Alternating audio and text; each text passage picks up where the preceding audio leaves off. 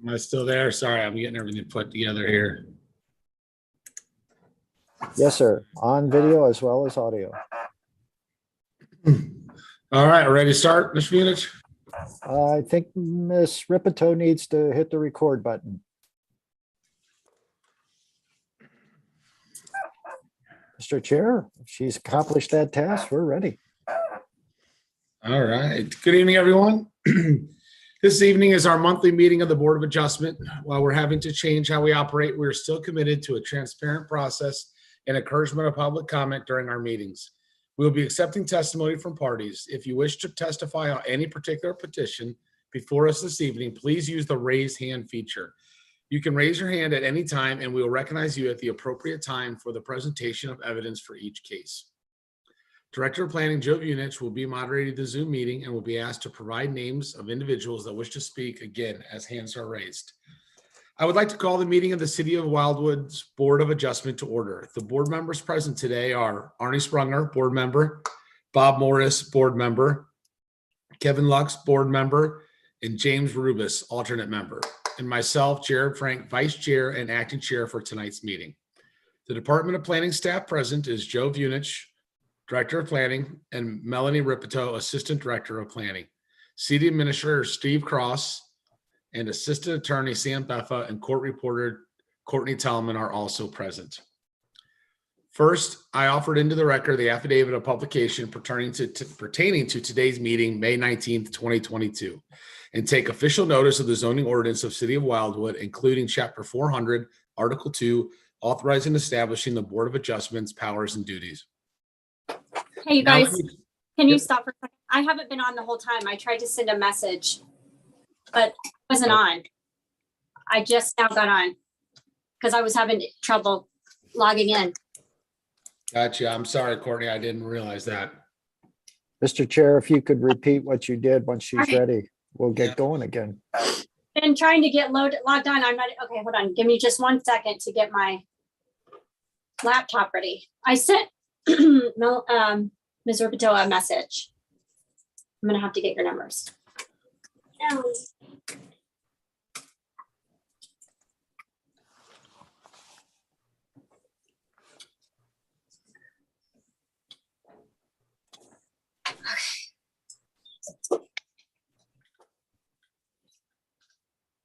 Okay, let me get my screen ready too, because I was a attendee. Okay, now I'm set. All right, we all set, everyone? All right, sorry about that. We'll rewind just a little bit here and and start over. This evening is our monthly meeting of the Board of Adjustment. While we're having to change how we operate, we are still committed to a transparent process and encouragement of public comment during our meetings. We will be accepting testimony from parties. If you wish to testify on any particular petition for us this evening, please use the raise hand feature. You can raise your hand at any time and we'll recognize you at the appropriate time for the presentation of evidence for each case. Director of Planning Joe Unich will be moderating the Zoom meeting and will be asked to provide names of those individuals that wish to speak, again, as hands are raised. I would like to call the meeting of the City of Wildwood's Board of Adjustment to order. The board members present today are Arnie Sprunger, board member, Bob Morris, board member, Kevin Lux, board member, James Rubis, alternate member, and myself, Jared Frank, vice chair and acting chair for tonight's meeting. The Department of Planning staff present is Joe Unich, Director of Planning, and Melanie Ripito, Assistant Director of Planning.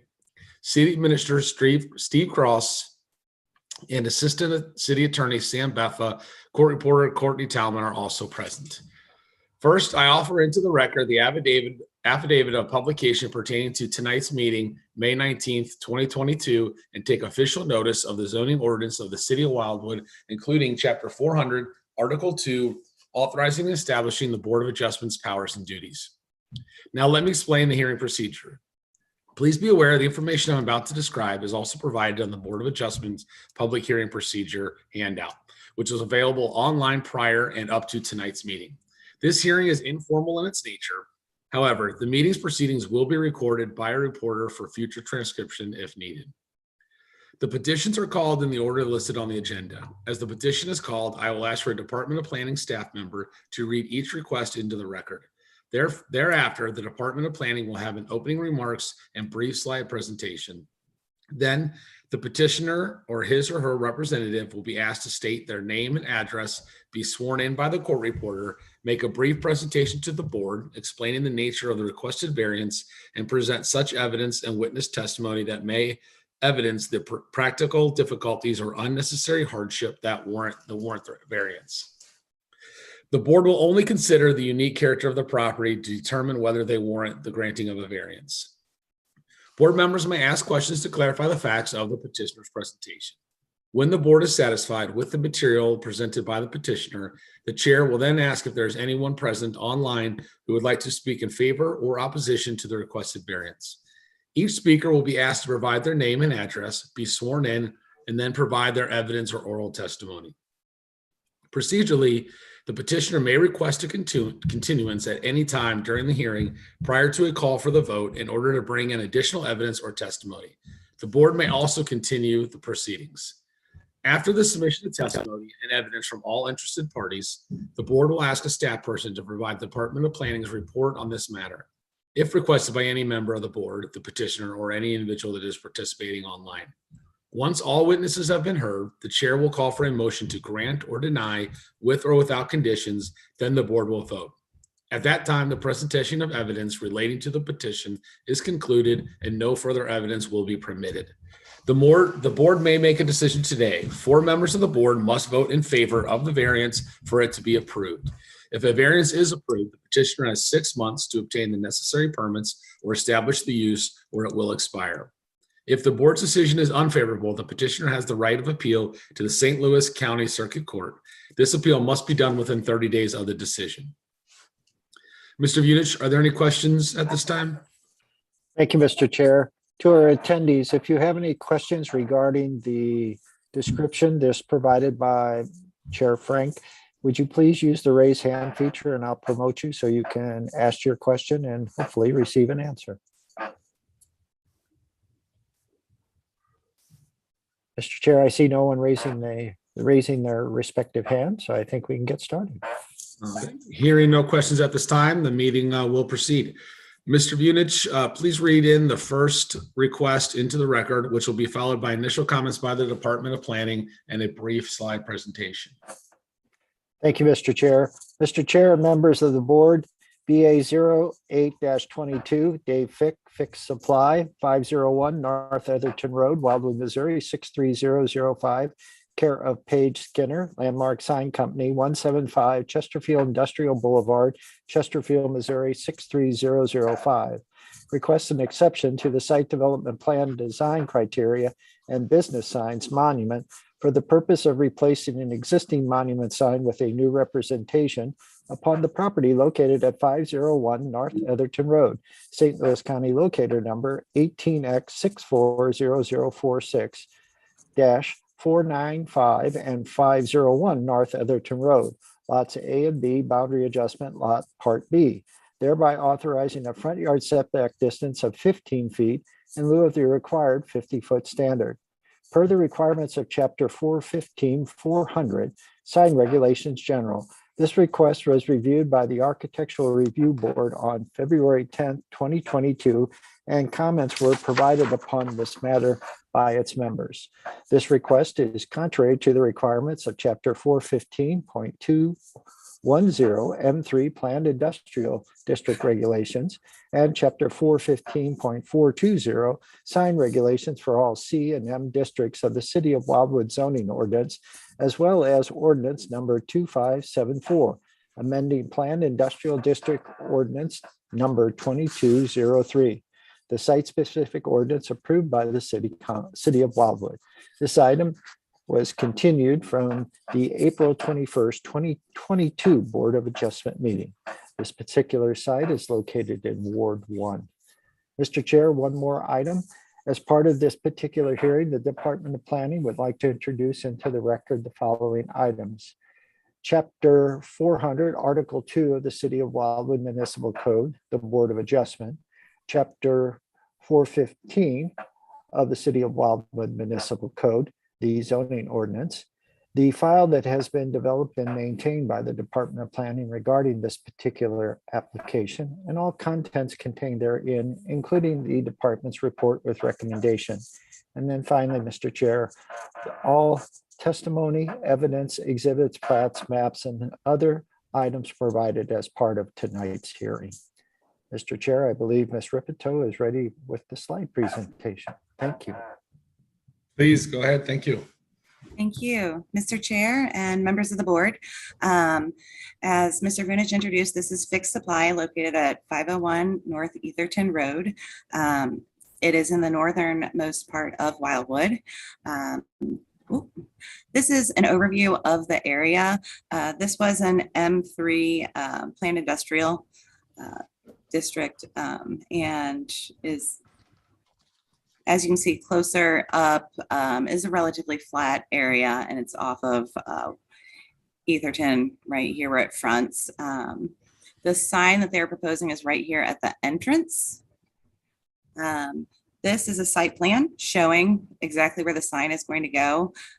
This is a recent development, the island, the median, which was installed for safety purposes.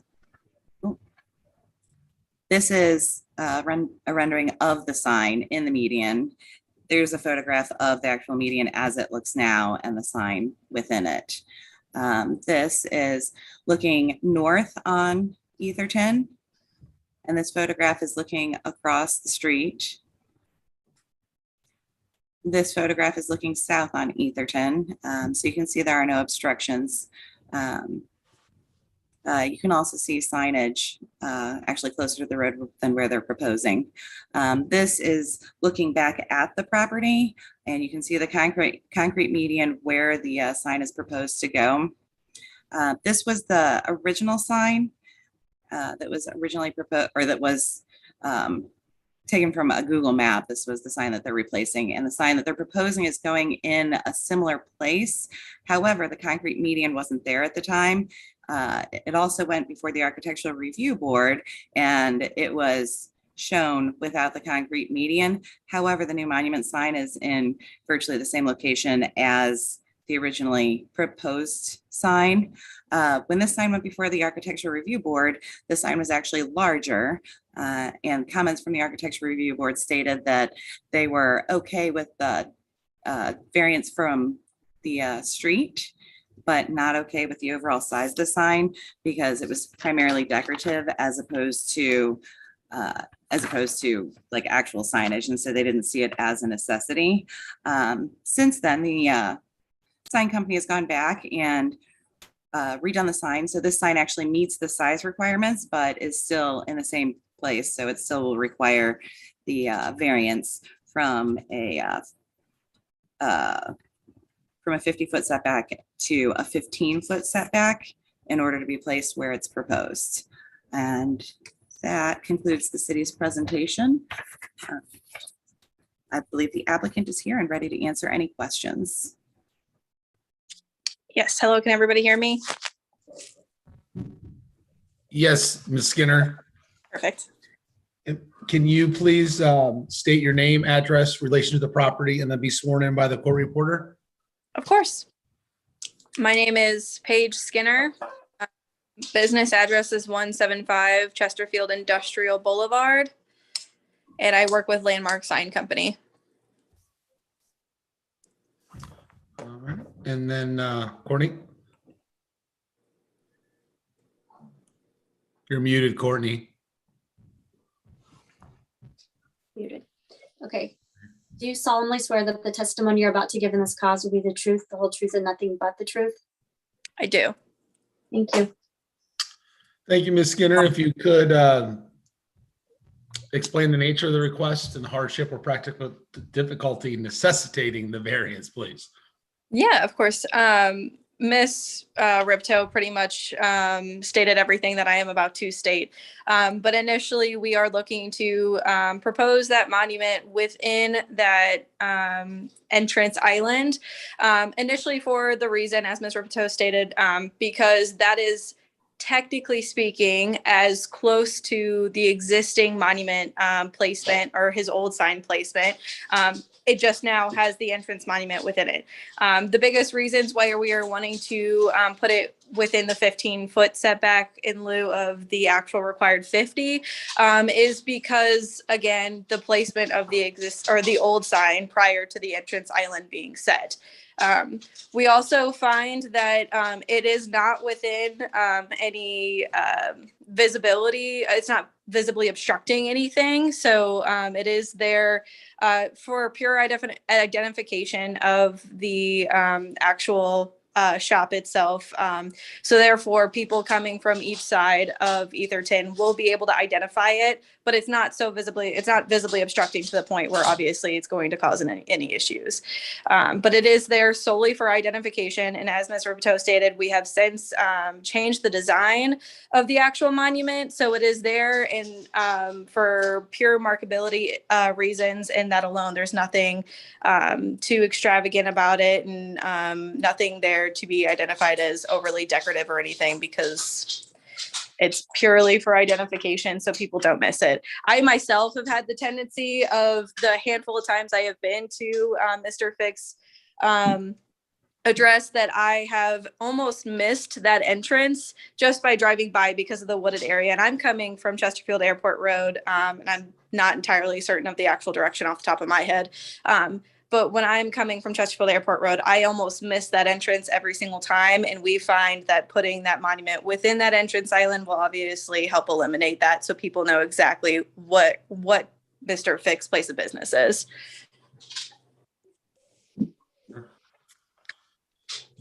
Anything else you'd like to add, Ms. Skinner? I don't believe so. Okay, thank you much. Mhm. At this time, any board members have any questions? Go ahead, Ms. Rubis. Yes, the 15-foot setback is measured from what, the center line of Etherton Road, or from the edge of Etherton Road, or what? Sorry. Oh, please go ahead, Ms. Skinner.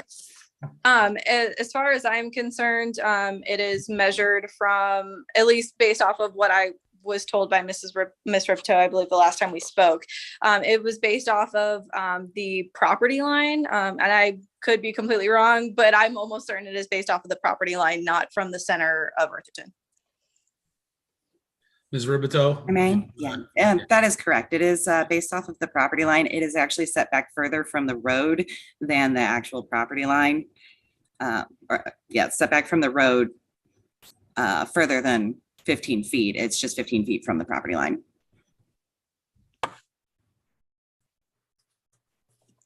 Any other questions from the board? Seeing none, Mr. Bunich, any speakers in the audience who may want to speak in favor or opposition to the request? Thank you, Mr. Chair. Again, to the attendees, if you would like to speak in favor or opposition or have questions regarding this request, if you would please use the raise hand feature, I'll be glad to promote you.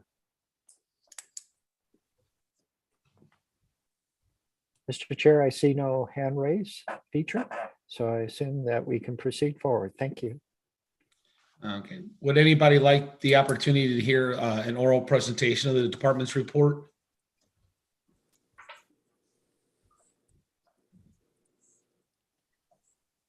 Seeing none, would the department like to make any final comments? I would, if I may. Absolutely. Given the recent island was required for safety reasons due to the expansion, and in order to provide better visibility for people driving by, the department feels that it does meet the requirements set forth to be considered reasonable and appropriate. Additionally, St. Louis County will have to review the sign, and they will ensure that it isn't interfering with any sight distance issues prior to approving a permit for that. And that is all the department has. Thank you. All right, thank you much. At this time, we'll close the proceeding for a vote. Can we have a motion to approve, a motion to deny, or to approve with conditions?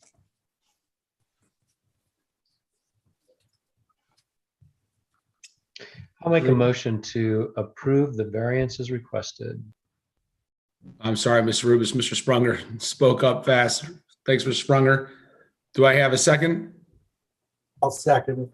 All right, Mr. Rubis, thank you. We have a motion to approve. Mr. Sprunger, how do you vote? Approve? Mr. Morris? Approve. Mr. Lux? Approve. Mr. Rubis? Approve. And I vote to approve as well. So congratulations, your variance is approved. Thank you much, guys. Thank you.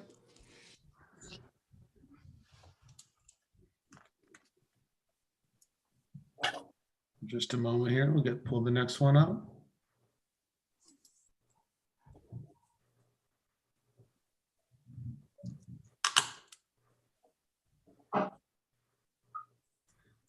Oh, do you have a question, Mr. Rubis? Yes, the next on the agenda is BA 1222, is that correct? That's correct, Mr. Rubis. I will have to recuse myself from this particular item as I have a relationship with the entity that's seeking the variance. All right. Thank you, Mr. Rubis. Appreciate you letting us know. And Ms. Rubito did let me know of that.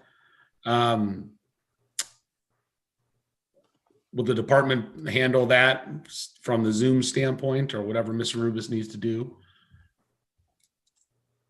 Mr. Chair, as long as he doesn't participate or provide input, he will meet the Okay. requirements. Easy enough. Then that will lead us right into that if the department wanted to introduce that.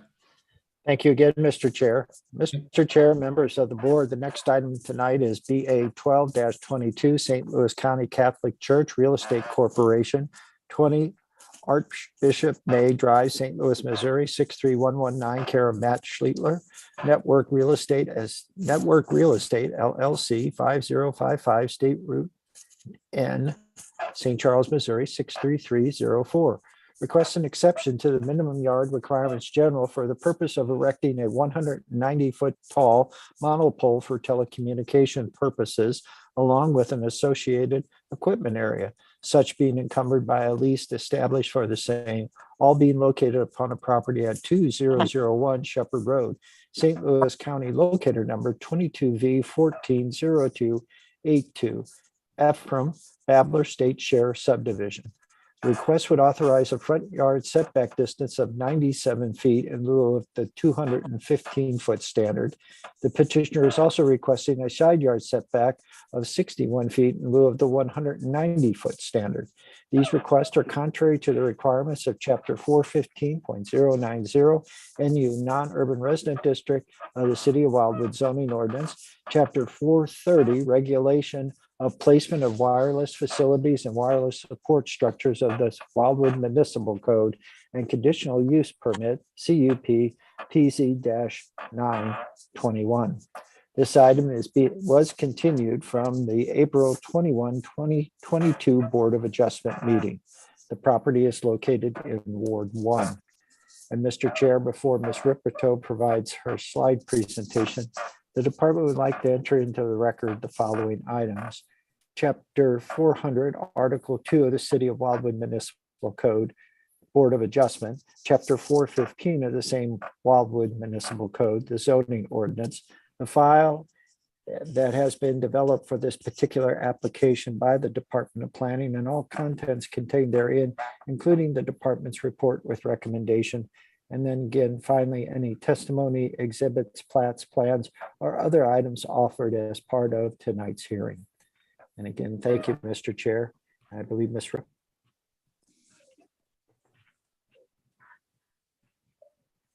I am ready, but it looks like Mr. Cross has his hand raised.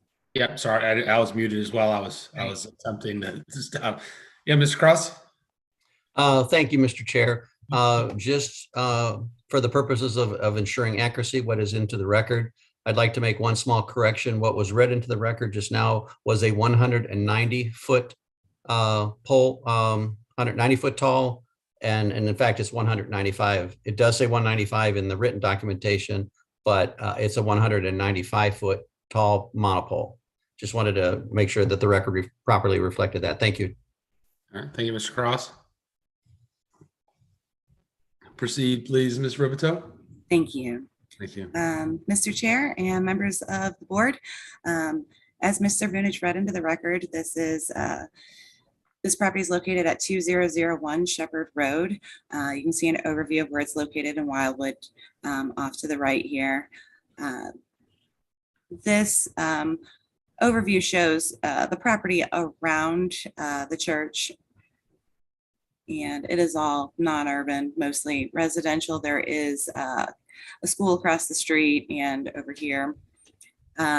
This is a closer view of the property, and the monopole is to be located right around here where the water tower is. This is a site plan showing the location of the monopole. So this photograph was actually taken from the drive going onto the property, looking towards the water tower to show where it would be located. I'm relatively close to the street, but still within the property. This is looking north on Etherton north on Etherton, and this is south. And across the street, Babler Elementary is further to the north. And this is from across the street looking at the water tower, so you have a better visual of where the tower would be located. And with that, that concludes our presentation. I believe the applicant is here to answer any questions, and thank you. All right, thank you, Ms. Ribito. At this time, the petitioner please come forward, state his or her name, address, in relation to the property, and be sworn in by the court reporter.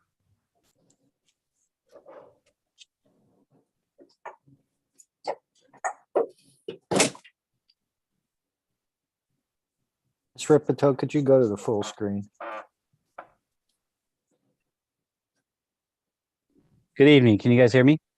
Yep, go ahead, please. Can you state your Hi, good evening. your name, address, relation to the property, and be sworn in, please?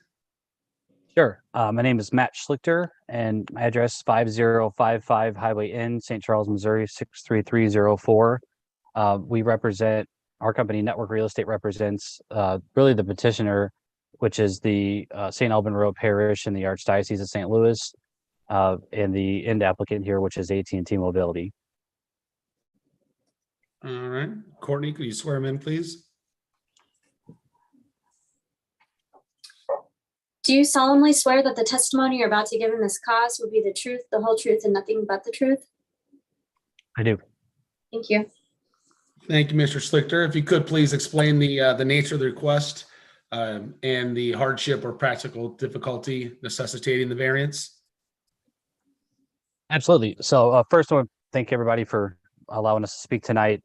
Like Ms. Ripito said and alluded to, we are seeking two setback variances, one for 97 feet for the side yard and 61 feet for the 97 feet for the front yard and 61 feet for the side yard for the placement of a new monopole telecommunication structure on the property of St. Alban Road Parish.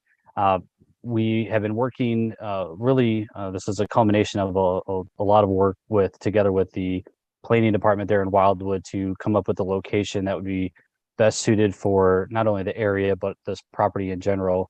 And we have come to the location that we're presenting tonight, which really has triggered the necessity for these variances that we have before you. And through the Planning and Zoning Commission process back on April the 4th, we did receive our unanimous approval from the board for just the tower siding that we have in this petition here before you guys tonight. So what we are proposing is actually, like Ms. Ripito said, is a 95-foot monopole telecommunication structure. This is a singular pole, metal pole. It's similar to a lot of the utility poles that you see around the area. I know Ameren is doing a big replacement job right now down 109. And so you can see a very good example of one of these poles looks like. All the tower and equipment for this pole to service this site is going to be housed then inside a secure compound space that was discussed during the planning and zoning process. And there will not be any lighting that required for this particular location. This is also going to be designed per the county or the city's codes to house co-location for additional carriers should there arise a need. And per the report that you guys should have in front of you that was provided by the planning department, really this location, like I said a little earlier, this was selected and like I said in tandem with the planning department to try to find a good spot to help with the screening for the site, to place it up next to the existing water tank that's next door. And so along with that fact and the location of the tower itself on the particular site out in the open area, as was shown to you earlier, kind of making that in an area that would eliminate a lot of grading, easy access to the site to avoid limiting any kind of installation of any impervious surfaces. And then also another big thing that will not require any existing tree removal on the site. And so with that, we don't think that the abutting property that we're going to be up against that's requesting these variances is going to be impacted, if very limitedly, if anything, given the location of what we're trying to propose for this particular location. But I think the big need and the big reason for this variance to be approved to allow for this location in particular is really the need for just the service in general, given that the original goal and for the placement of this site is to provide a long-term sustainable cell site for the residents in the area. And so that's really what we're trying to do by establishing this location. And so with your approval tonight, we would be placing a site that would be allowed in a very long-term sustainable manner to help benefit the residents in that area. And so that's really what we're trying to do to ask for the variances before you here tonight. Great. Thank you, Mr. Slichter. Anything else you want to add before we open up for questions?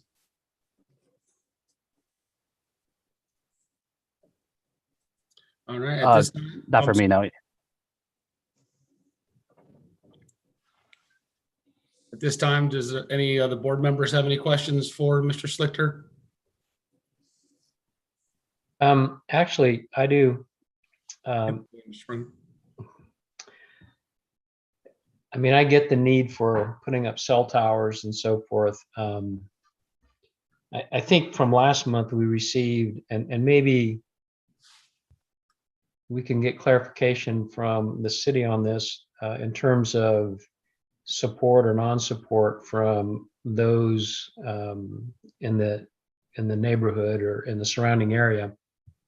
But if I recall, there was a fair amount of objection to it, just based on, it's pretty hard to hide a 195-foot pole, and nobody wants to look at a 195-foot pole. I mean, I get that. So I wonder, and I'm looking at the county GIS parcel map thing, and I think the church owns, or the parish owns, a couple lots there. There's a soccer field in one of them and the church on the other. So help us understand what alternative locations you considered, and also what are your thoughts on how to make this as as appealing as possible for those who live in the area.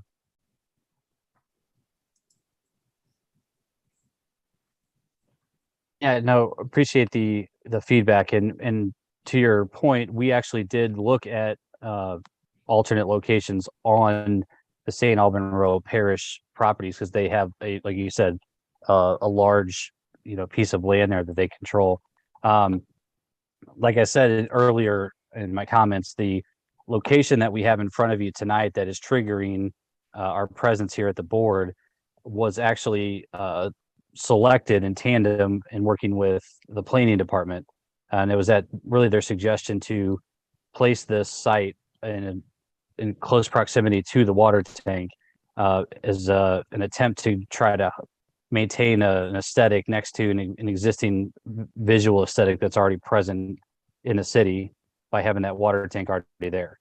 So to answer your question, yes, we did look at alternate locations, but ultimately it was our working in tandem with the city to find this location that we have in front of you today. And because of that, working with the city and selecting this location, this is what has triggered the need for these two variances that we have in front of you tonight. So then is it fair to say, and maybe Joe or Mr. Vunich, you can kind of help clarify this. Is it safe to say there would be other locations on the property that would not require a variance? However, by putting it by the water tower, I mean, if you're going to look at a water tower, you may as well look at a pole too, I guess. I mean, is that the rationale, is just to sort of clump these two things together, so that if you have one visual impact, you don't have two instead of one. I'm not sure if I'm saying that very well or not, but I just want to make sure that that's really why we're doing this, or why the city's suggesting that. Well, with the chair's permission, Mr. Sprunger, yes, the concept is that you cluster those vertical improvements together. So as instead of having two separate locations that have the vertical improvements by themselves, they share each other's kind of line of sight, and you reduce it basically down to one. So the thought is that the impact is minimized because you're not seeing two of them, you're seeing basically a cluster of one. There are other locations on the site, but what we discovered as we reviewed the concepts is that they actually were more located in the western side of the property, closer to the residential areas versus State Route 109 and the institutional uses in the vicinity, such as the water tank, Babler Elementary, Lafayette High School, the church, and then Pisiglia's nursery. So the thought was, let's get it closer to, let's say, less residential areas than more so. Okay, thank you. So, and kind of a follow-up then, if a community member, came to me and said, why in the world did you vote a certain way? Is it fair to say that the church, I mean, they could put the pole up. They could put the pole up and not be in violation of anything. They could do it. It would just be somewhere else. So they have the right to actually put it up. It's just the question of where's the best place for it. Am I thinking of that correctly? The church doesn't have a permitted right for the tower. The church has a right if a conditional use permit is granted by the Planning and Zoning Commission and then received and filed by City Council. And so, yes, there could be alternative locations investigated. Mr. Schlietler did note that they had investigated alternative locations. But again, the placement still has to address the setback requirements from each of the boundary lines. And ultimately what we discovered, as I said, is it trends toward the western side of the site. And certainly it increases the amount of impervious surface for access. And ultimately, I think would disrupt some of the use of the existing athletic fields. Okay, and so the city did grant the conditional use permit at this point? Yes, the Planning and Zoning Commission granted the permit, acknowledging that, as you have, Mr. Sprunger, these towers are not things of beauty, but certainly they become integral to the quality of life we have. Right. I mean, we all understand. I mean, we want our cell phones to actually work when we turn them on. That whole business, we get that. So really, at this juncture, what we're thinking about is where's the best place to put this pole on the property that would be, the best possible place that has the least amount of visual, undesirability or whatever. Okay, I think I get that. there any other questions from the board?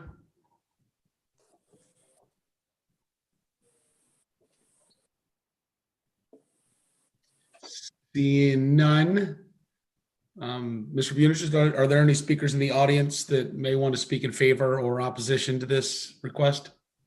Thank you, Mr. Chair. To those attendees tonight, if you'd like to speak in favor or opposition or have a comment relative to this particular request, if you'd use the raise hand feature, the department would be glad to promote you, and then you can speak to the board.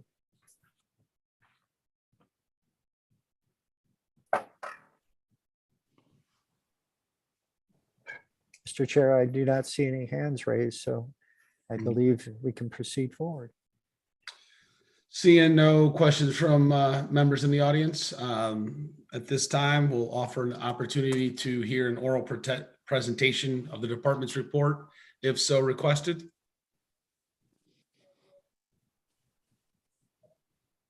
Seeing none, did the department want to take the opportunity to make any final comments? Yes, Mr. Chair, and thank you. Mr. Chair and members of the board, the department is recommending support of this particular request. Again, acknowledging that towers of this nature are not items that typically the department would support just because of potential impact. It is important to note that telecommunication facilities are integral to the quality of life in society today. And as was noted at our Planning and Zoning Commission, state statute and federal code do provide protections for these facilities, and oftentimes the city is limited in what input it can provide. Based upon that, we believe that the location and the screening method that has been chosen by the Planning and Zoning Commission will reduce the impact to the greatest extent possible. If there are any questions of Ms. Ripito, Mr. Cross, Mr. Beffa, or I, we'd be glad to answer them at this time. Thank you. Thank you, Director Bunich. At this time, any final comments from the board?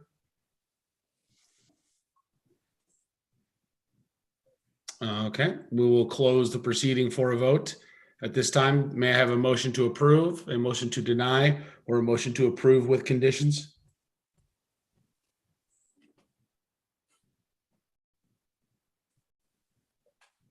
All right, go ahead, Mr. Morris. I make a motion, we approve it. Okay, do I have a second to Mr. Morris's motion to approve the variance? Yeah, I'll second that. Okay, Mr. Lux, thank you. Mr. Lux, how do you vote? Approve. Mr. Sprunger, Approve. Mr. Morris, Approve. and I vote to approve as well. Congratulations, your variance is approved.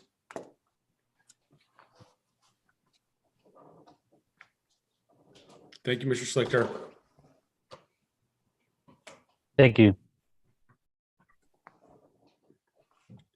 And before we proceed to the next case, Director Bunich, I forgot my laptop charger, so I'm going to switch to an iPad and rejoin the meeting.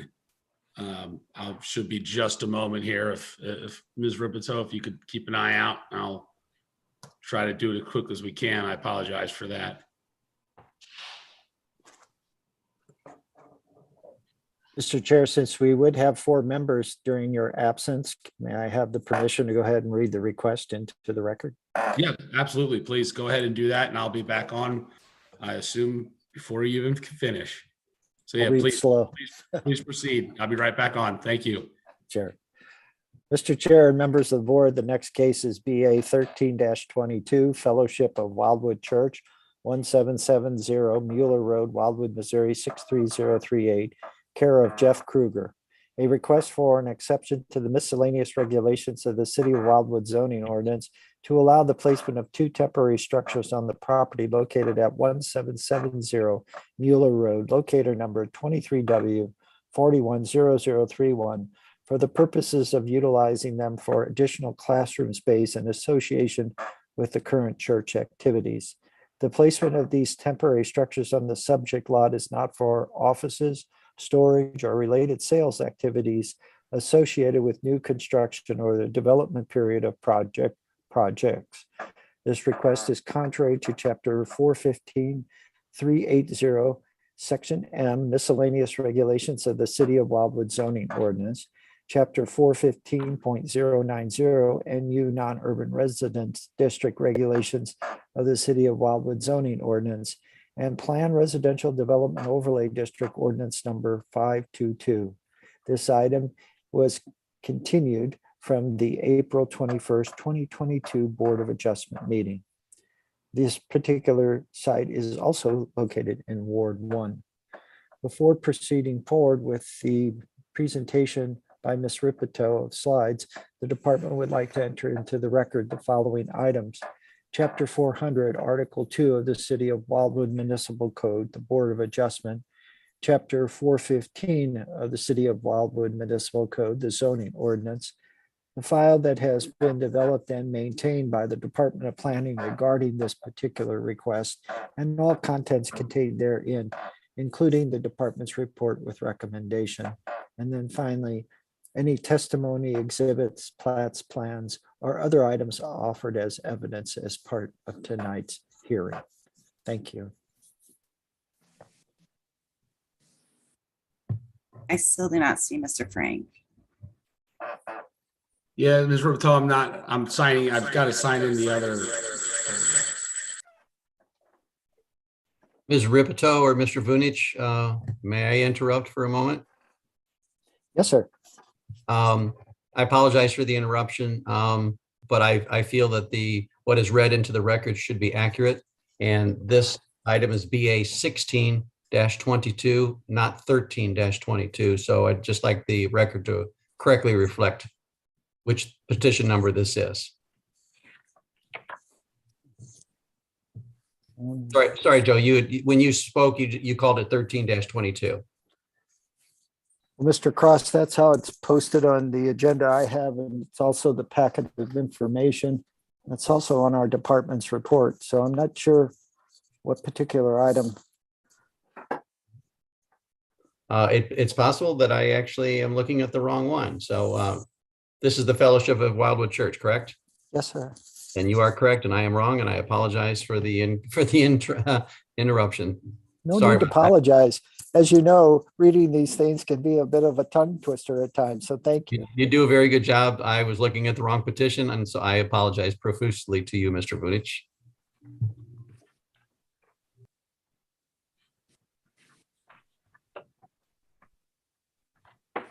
And again, to our attendees, as soon as Mr. Frank appears on the screen, we'll get the case proceeding forward, and thank you for your patience.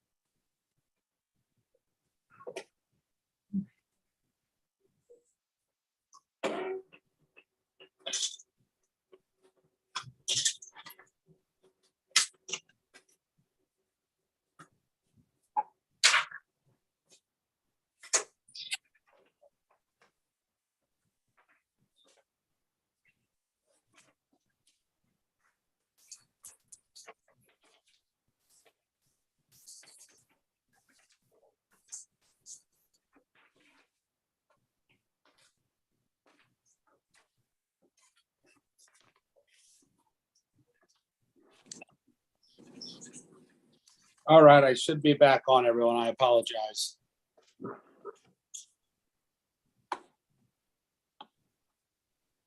Can you hear me? Yes. Oh, good. I'm sorry about that, everyone.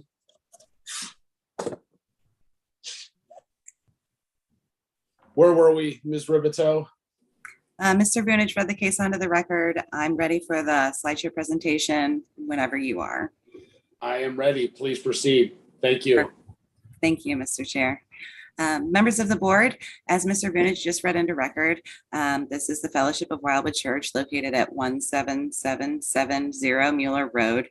As you can see from the overview of the property, it's located approximately in the center of the city of Wildwood.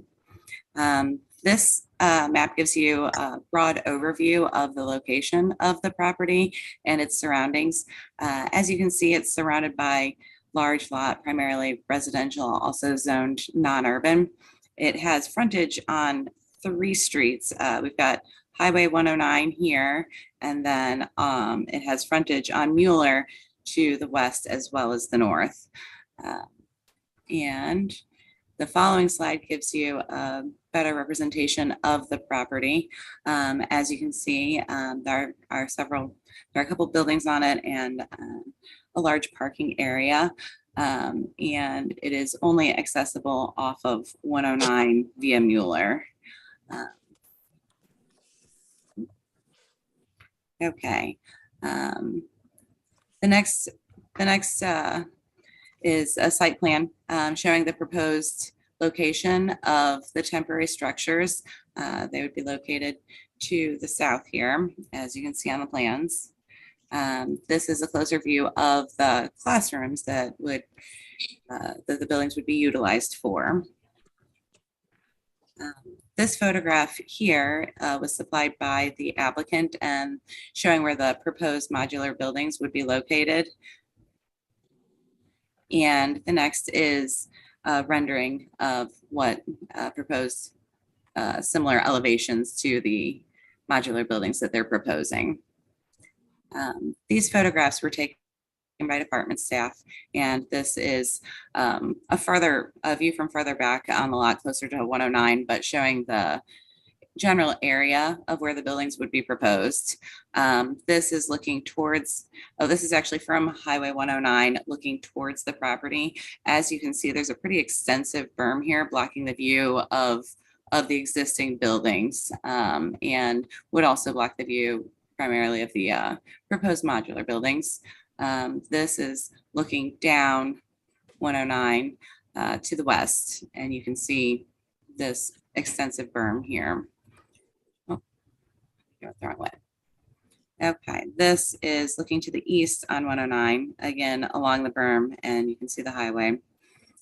This is across the road from the property. And that concludes the department's presentation.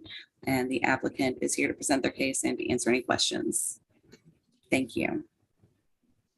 Mr. Chair, I will need Yes, some Director Peters. assistance. Pardon me. I will need some assistance. There are a number of people I think affiliated with the church, and I have one hand raised, so I'll promote that person. If there's somebody else that is participating in the discussion, if you would please use the raise hand feature, I'll promote you as well. Okay, we'll give just a moment to get everybody.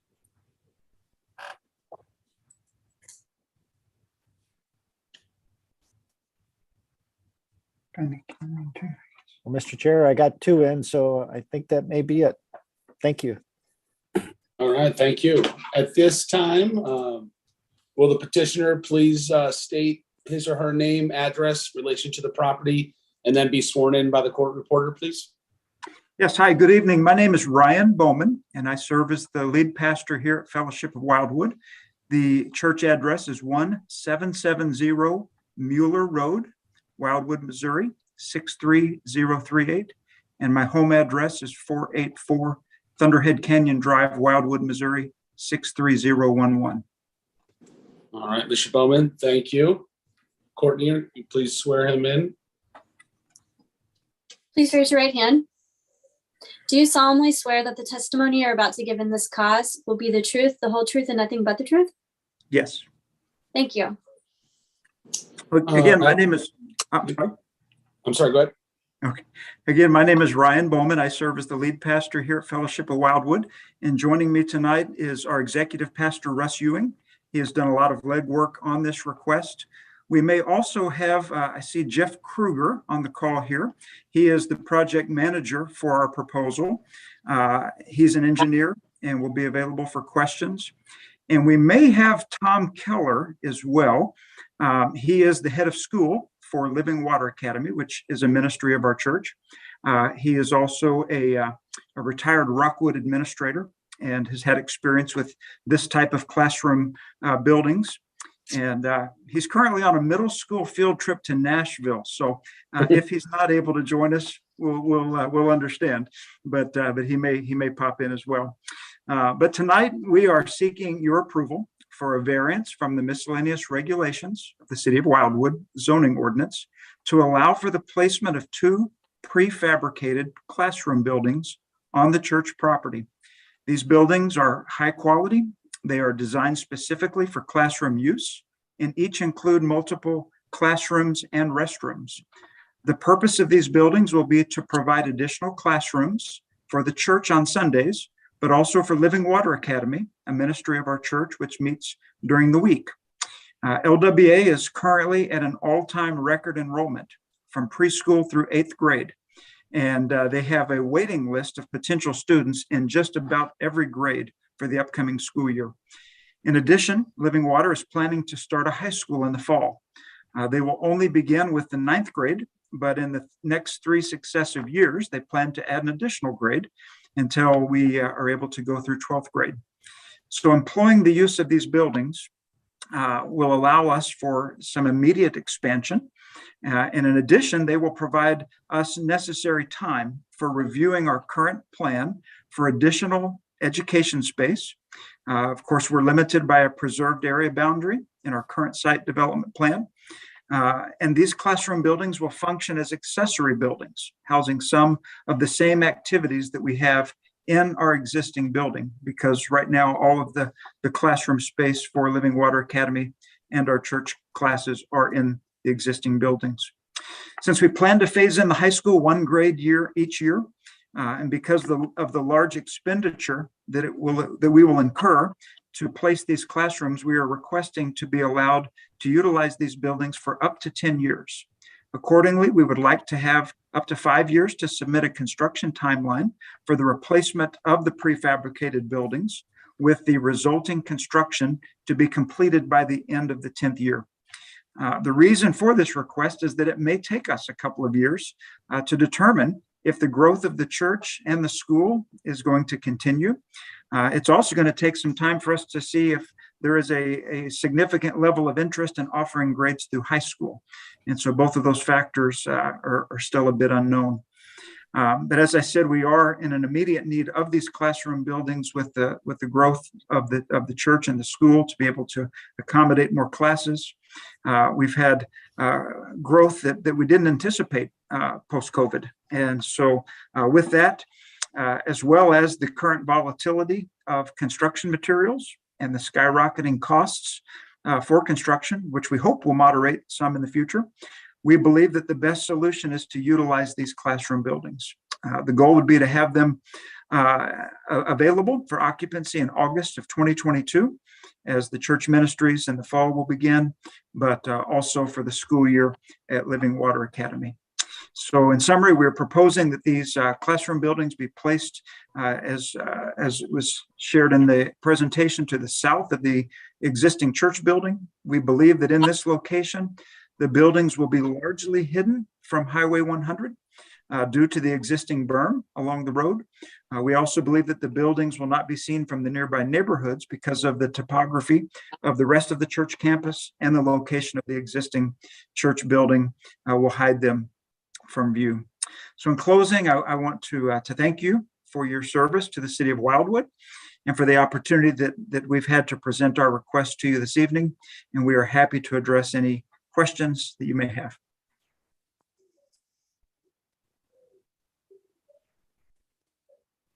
So, Mr. Bowman. Yes, sir. Nice to meet you. Yes, nice to meet you. Thank you. So 10 years is kind of a long time to grant a variance like this. Do you and I'm trying to distill down the reason for that long of a time period.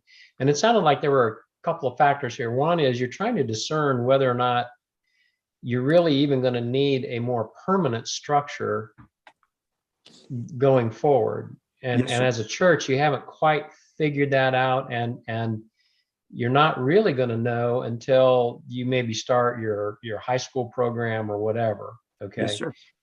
So the 10 years is in part, the first part of that is to discern whether or not you're even going to need that permanent space. And if you do, then you actually got to build it, right? Right, right. Yes, sir. Okay. Yes, sir. Okay.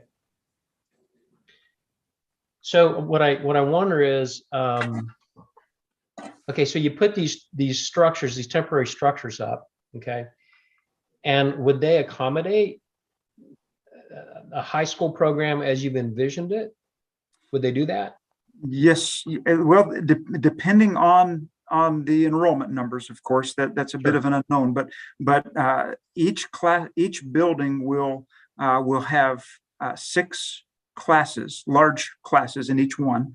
And so depending on if we need more than 1 classroom per grade, for some of the high school classes, because it is certainly a little different. Even our middle school, changes and rotates through different classrooms for special classes.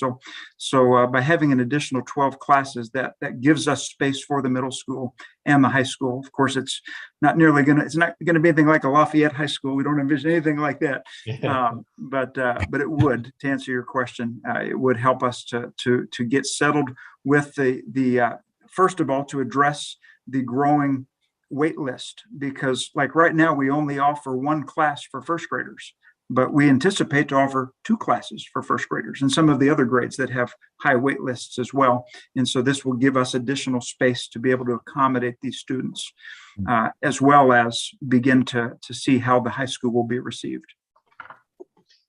So I don't want to play too much what if here, but after the first few years and you go through your discernment process and you also get some experience on what the interest or demand is for the junior high and the high school. What if you find out that the high school program and the junior high program maybe doesn't quite fit as you just never know. Maybe it's not going to fit in the ministry of the church there. Then, and you figure all that out in the first few years, the first 3 or 4 or 5 years. Right. Yeah. Okay. Then is it your vision that if for instance, you didn't need that, you would go back to the city and say, okay, we still need a permanent structure, but we don't need it, the size of a high school and a junior high. We really are going to stick with more of a elementary school type program. Yes, sir. Is that what your thinking is? Yes, sir. Yes, sir. In fact, we have already begun looking at some plans to construct about 6 permanent classes. We've been thinking through that, looking at developing that with Jeff Kruger. But yet then with the rapid enrollment, I mean, the school has almost doubled in the last couple of years. And of course, Tom Keller's here with us as well. He could also help to speak to some of the enrollment, but it really, I mean, we're out of space overnight. And to have a wait list really impacts more than just a particular grade, because if a family has 3 kids that they want to bring to the school, but their first grader can't get in, you can conceivably lose the other 2 students as well. And so it really is important that we try to create as much space as we can for these classes. And to your point, if it gives us some time to see, will the high school take off? Will the middle school continue to grow? And if not, maybe the 6 classrooms is all we'll need to construct. However, if we experience growth over the next few years, we'll know we need to plan for something much larger, like 12 classrooms or something of that measure. Right. Yeah. And I guess I would say that's a blessing for you guys that you have that kind of demand. I think that's a wonderful thing. Yes, sir. Thank you. Yeah. I think part of the tension here is, is 10 years an appropriate amount of time? Right. Is it a little too much, or is it, as my dad used to say, there's nothing more permanent than a temporary, Right, right. Well, and I hope you all know that our goal wouldn't be to have long-term temporary buildings either. I mean, we have a beautiful facility here. We're very grateful for it. And our vision is to continue to build something here that's permanent and lasting. This is really a stopgap measure. And our congregation understands that.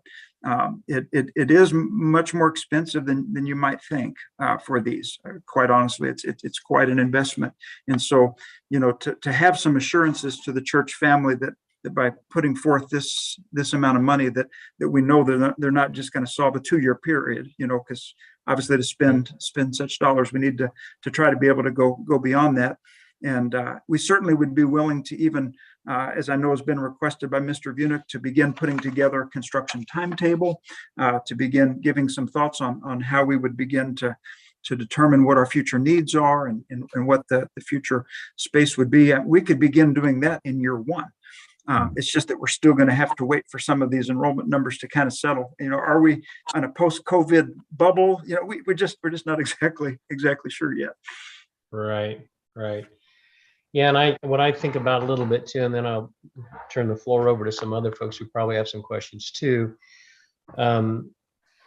Again, is there a way to, the shorter we make the variance time frame, if it gets approved, the more incentive there is for the church to keep things rolling along. And I know how sometimes, things can kind of bob back and forth and not make much progress. So yes, yeah, I'm kind of a little bit of the opinion of trying to think if there's a way to maybe have a couple metrics or benchmarks. Okay. You maybe potentially an approval for a certain number of years to get to a certain point, and then we can revisit it. I don't know. I'm not saying we should do that, but it makes me think a little bit, because 10 years is a long time, and what we wouldn't want to have happen is you get into year 8 and then you come back and say, we're going to need 10 more years, because right. whatever. So anyway, those are just some of my thoughts. So, Right. I think that's very reasonable, and we certainly would entertain any of that as well. thank you. Yes, sir. Thank you. And again, we also have our engineer, and we have our head of school, and also our executive pastor. So we certainly can bring them in if there's more technical questions as well. Is there any other questions from the board?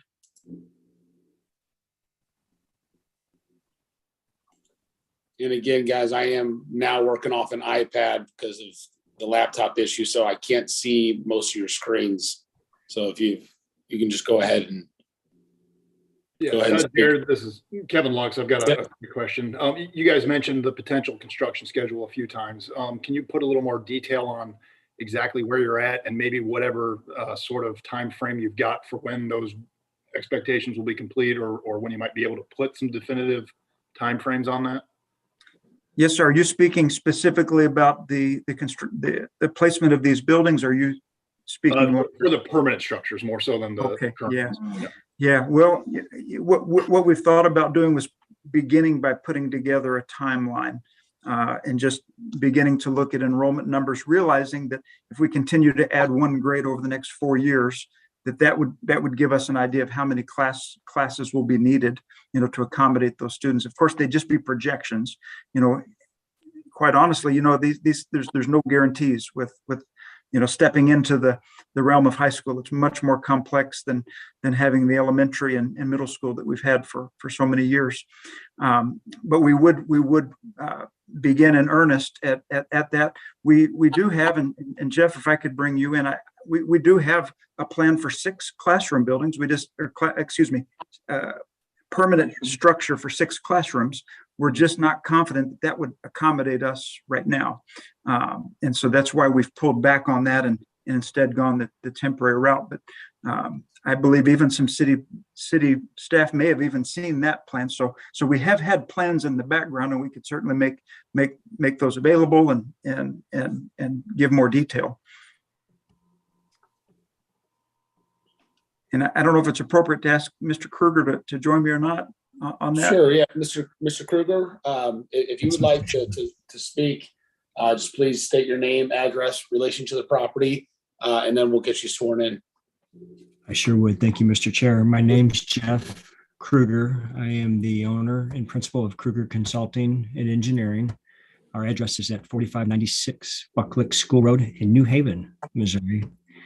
And my relationship to the petitioner is that we are representing them with what I would call engineering consulting services at this stage. We would include in that down the road professional engineering design services as well. All right, Mr. Kruger. Courtney, will you go ahead and swear him in, please? Please raise your right hand. Do you solemnly swear that the testimony you're about to give in this cause will be the truth, the whole truth, and nothing but the truth? Yes, ma'am. Thank you. All right, Mr. Kruger, the floor is yours. Thank you, Pastor Ryan. He is correct. And directive units will definitely recall this. When we designed and built I'm going to refer to that as phase 2 building, the gymnasium building. I did include in that design what we call an expandable end wall, which would allow that building to expand to the east, knowing that the original site development plan to the south, which is the area that we're going to use, we would like to use temporarily for the modular buildings, was approved for a 2,500 seat sanctuary. I designed that phase 2 building to extend to the east. We were limited because of the preserved area boundary and the original development plan, which included the detention basin that was sufficient to cover all the impervious surface included for the construction of that sanctuary. And so the preserved boundary area restricted the development to where it is. And for that reason, the expansion that I designed to the building can go no further than about 25 foot. And so within that 25-foot expansion, 2 levels, Pastor Ryan is correct. There is the ability to put about 6 additional classrooms. We did make accommodations for using an egress occupant loading within that space. We designed into the phase 2 building the egress out of it, assuming we would make that expansion someday. Unfortunately, and fortunately, because of the dramatic growth, which I think was unforeseen, it certainly was back when we built the phase 2 building, it's become apparent to myself as well as the church that 25-foot expansion it will not be adequate the way it appears. And so to jump into constructing that at this stage, I feel, and I encourage the church to reconsider what I would call putting together a long-range plan. And then that would include at the tail end, what I would call a construction development plan. And we could really define that construction development plan later on, but that would include all your typical schematic design, your preliminary design phases, the construction and document phase, the permitting, the actual construction and bidding administration phases. All that would be what I would call a typical development timeline, but maybe ahead of time. And when I'm hearing from Pastor Ryan, they would need time to develop more of a long range plan up front that would again include an actual development plan versus just jumping into and expanding that 25-foot, which we know based on projections right now is not going to be able to accommodate their needs.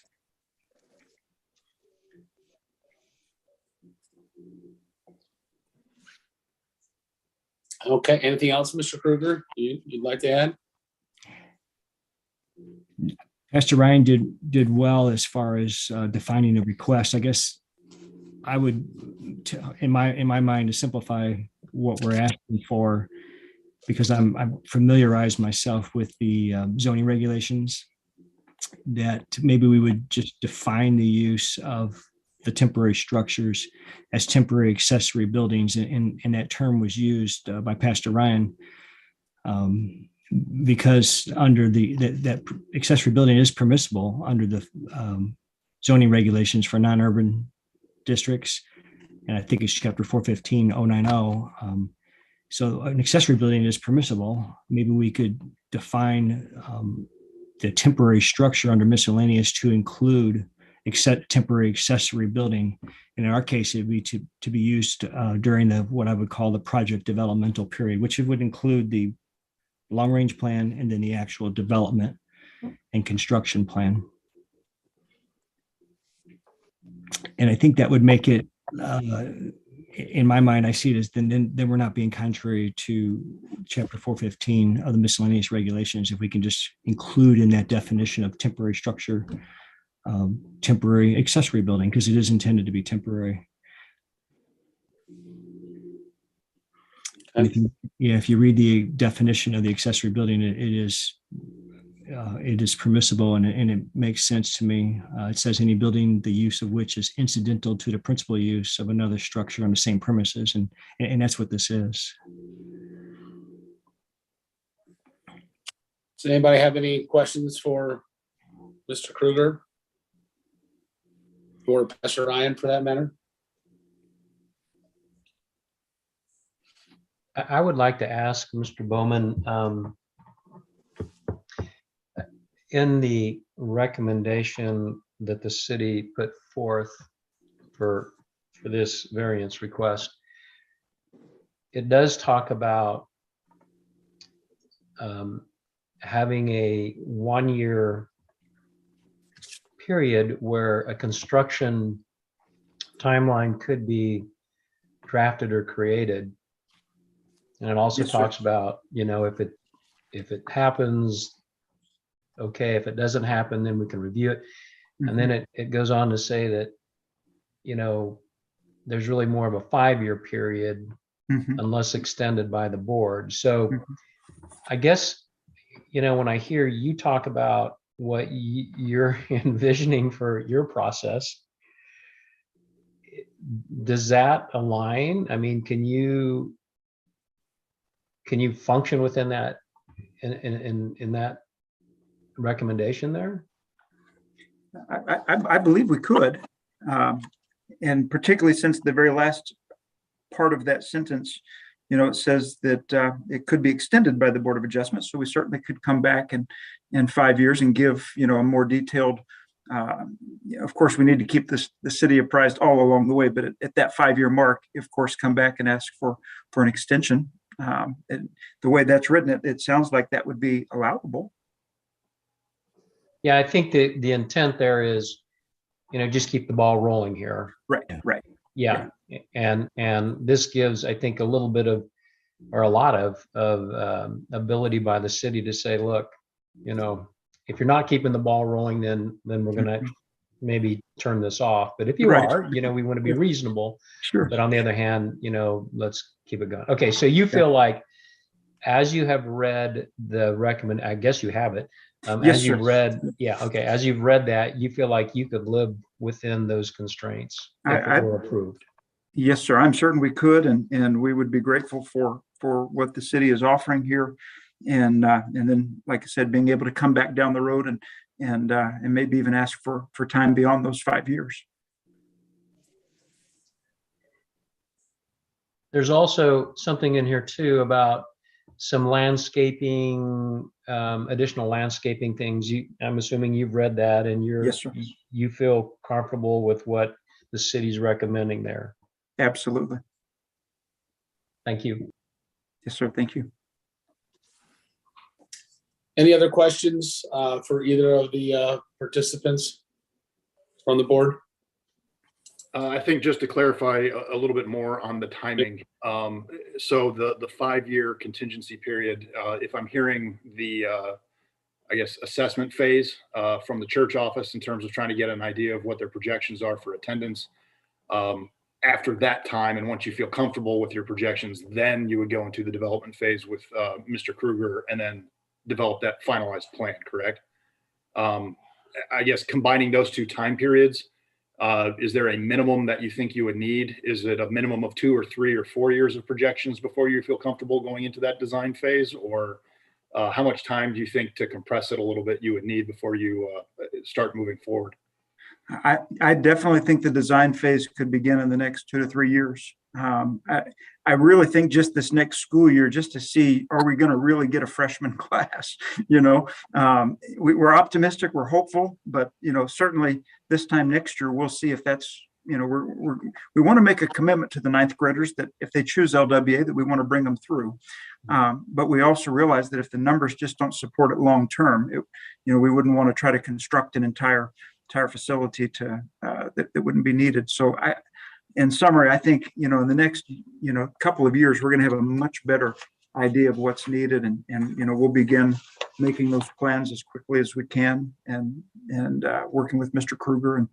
And so I definitely think that, that if this is giving us 5 years, really as our minimum, as our maximum, without having an additional approval, we would really need to be vigilant by year 3 in order to know what's next in case we don't get further approval. Okay. Does that seem right? Yeah. Any other questions from the board? And I would just add, Jeff, if you need to jump in on that this is not my greatest skill set, so I want to make sure I'm being as forthright as I can be. Right. No, thank you, Pastor Ryan. The current dynamic of the construction industry is I guess the easiest way to say it's very uncertain. And what I'm hearing in this is probably a 2-year, if we follow that time frame, the initial 2 to 3 years would be what I would call allowing the church time to develop a long-range plan.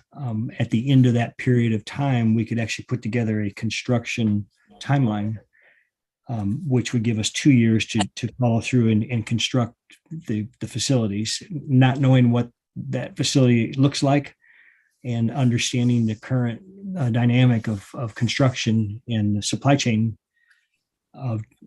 2 years is aggressive, but certainly something that I would work as best I could to achieve within that 2-year window, to actually develop the construction timeline from start to finish and have an occupancy within a 2-year period. I would certainly work, in your favor and the best I could to make that happen. It would be nice to have just a little more time, and maybe that would change if things become, I don't know really what normal is, but I'll say normal in the construction industry. It doesn't concern me to construct a 40, 50, 60,000 square foot building in a 2-year period, including the starting from schematic design all the way through. It's just in today's day and time, it's very uncertain. I have significant supply chain issues that are stopping my projects with simple products. So it'd be nice to have a little more than 5 years or a little more than 2 years to actually develop the construction timeline.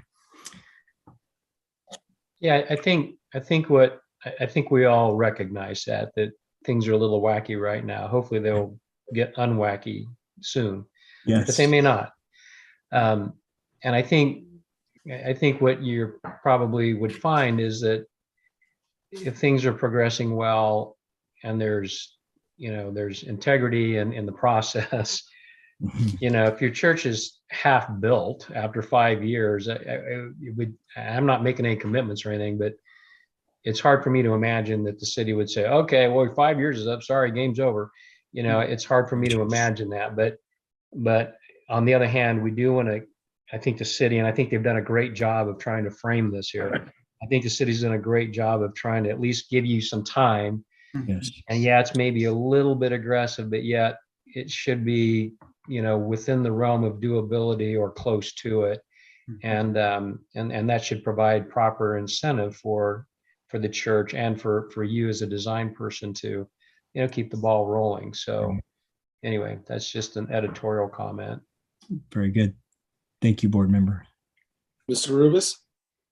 Yeah, I agree. And I think I understand the dynamics that's going on and the influx of people to this type of education.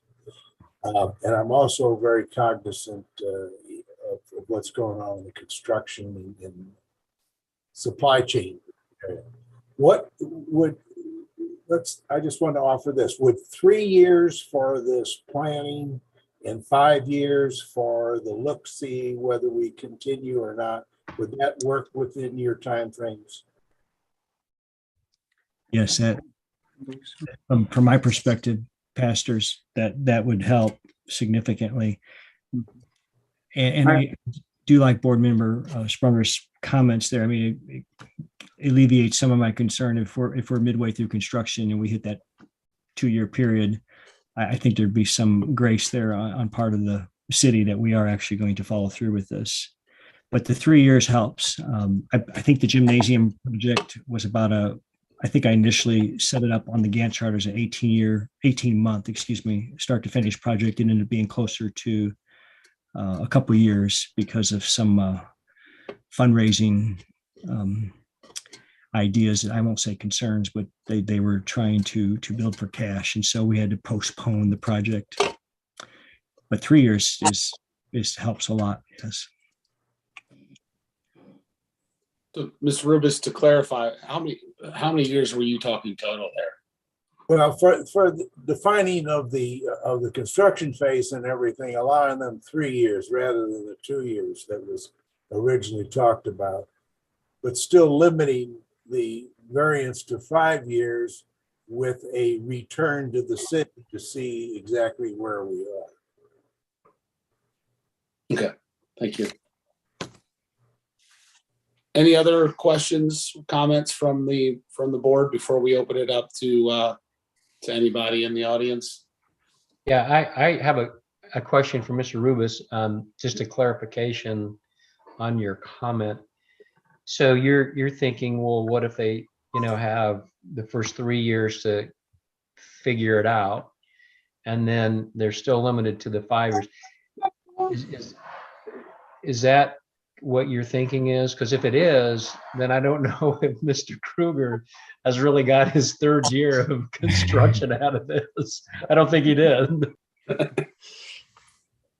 Well, yeah, he rather than having to come up with a definite plan in 2 years, he's getting another year to work on. On the planning side, yeah. Right, Yeah. on the planning side. I mean, So, in 3 years, they may discover that this is an anomaly with this influx of students.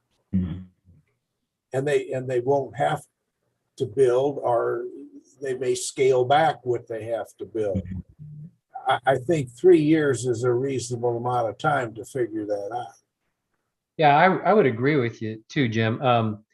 So then after those 3 years, are you thinking that, still, if it's a 5-year total, that means there's a 2-year construction period. And, Mr. Kruger has said, boy, if you could give me 3, I'd really, that'd help a lot. So what were you thinking, Jim, about, is there a 2-year or a 3? In other words, are we talking about a 5-year total period, or are we talking a 6-year total period? Well, they originally came back asking for 10 years. Okay.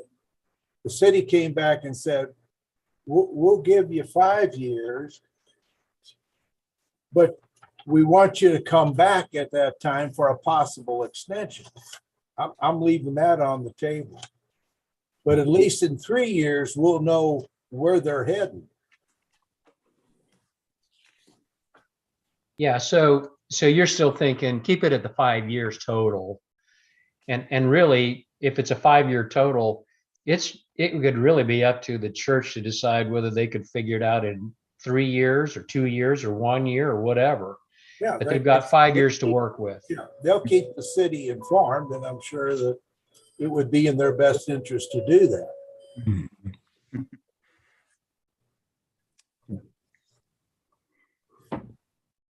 Okay, so just to maybe double back and summarize, when I look at the language that the city crafted, they really have 2 time periods or sort of dates. They have 1 year for coming up with a construction plan, or timeline, I should say, construction timeline. And then they've got 5 years to sort of get everything done, with the understanding that there could be a request for an extension if necessary. But the 5 years is to get kind of everything done. The first year is to get the a construction timeline done. Right? That is how I read it. Yeah. And then this would actually give you flexibility, as Mr. Rubus is saying. If it takes you 3 years to kind of figure out whether you want to go forward with it, you got your 3 years. You know, you can take 3 years. I guess technically you could take 4.5 years, but you'd have to get it constructed in 6 months then. But you know, obviously that's not feasible. So the main point is in the first year, though, that you're thinking through that construction timeline. Right. And that would work for you all, right? I believe so. I mean, determining on what all would be required from a timeline, it's just, you know, I guess the question would be what kind of specificity, or is that a standard phrase that's used? Well, perhaps the department, Mr. Vunich or Ms. Ribiteau could respond to what that means. With the permission of the chair. Yes, please go ahead, Director. I think you could shed some good light here. Thank you. I think the intent of the department's condition is that the church would provide within that 5-year time frame a couple of different scenarios. Their best case scenario, if their expectations are met, the enrollment numbers remain high, and let's say the economy and the construction industry start to kind of correct itself. I think the second scenario would then just be if everything were to stay, let's say, a little bit up in the air, then that worst case scenario. I think that would go a long way then as part of that first year of the effectiveness of the variance to have an understanding if that 5-year period is reasonable or not, and certainly then prepare for the potential extension at the end of whatever selected period of time the board might choose, if favorable. The construction schedule itself wouldn't be anything I would consider complex or detailed. It's more just those things that I assume the executive pastor, the pastor, and others, when they meet as a group, basically talk about what their expectations are, what their hopes might be. That sounds great. We appreciate the opportunity. Any other questions for the petitioners from the board? And I don't want to be a downer here, but just to be clear that everybody's understands what this means. If things really went south and you have these again, if it's granted and you have these temporary facilities there and things really go south, at the end of 5 years, there would be a potential here that, you know, you're going to have a disassemble party and you're taking it all down. I mean, that I don't even want to think about it in those terms, but you do understand that, you know, maybe it's a remote possibility, but it's still a possibility, right? Yes, sir. Yeah, you're exactly right. And that day will definitely come. And as you indicated, if it were to come sooner than later, you know, we would understand that. If they're not being utilized, and that's something that Mr. Vunich just told us from the beginning, you know, is that these kinds of buildings, they expect to see them in use and to see them maintained. And if they're not, that you know, we need to be able to do something with them. Mr. Chair, if I could just add another comment. Absolutely. I think the intent of the annual reviews is to try to avoid that situation at the end of 5 years. A hard decision has to be made. Mm-hmm. And again, those reviews are just intended to say, yes, enrollment's growing and we are getting greater interest, or enrollment stagnated and here's why we think, but we're doing things to address it. So that by the time we get to year 3 or 4, there's a good trend already established, and then the board isn't put on the spot, nor is the church in a difficult situation, because everybody's got the information to make the best decision. Yeah. Great. And those annual reviews, Mr. Vunich, that would be with the city, correct? I was actually thinking it'd be with the city and the board. Oh, I see. Okay, so they would come before this board each year to give an update. Or it could just be a written report as an item on the agenda, and that if the church wanted a representative or representatives, certainly they'd be welcome. But for the most part, it wasn't intended to hold a hearing, no. Okay, thank you. Okay. At this time, we'll open it up to anybody on the call here in the audience, if you will, to speak in favor or opposition of this variance request. Again, Mr. Chair, if any attendee would like to speak in favor, opposition, or offer comments, if you could use the raise hand feature, the department will promote you so you can participate.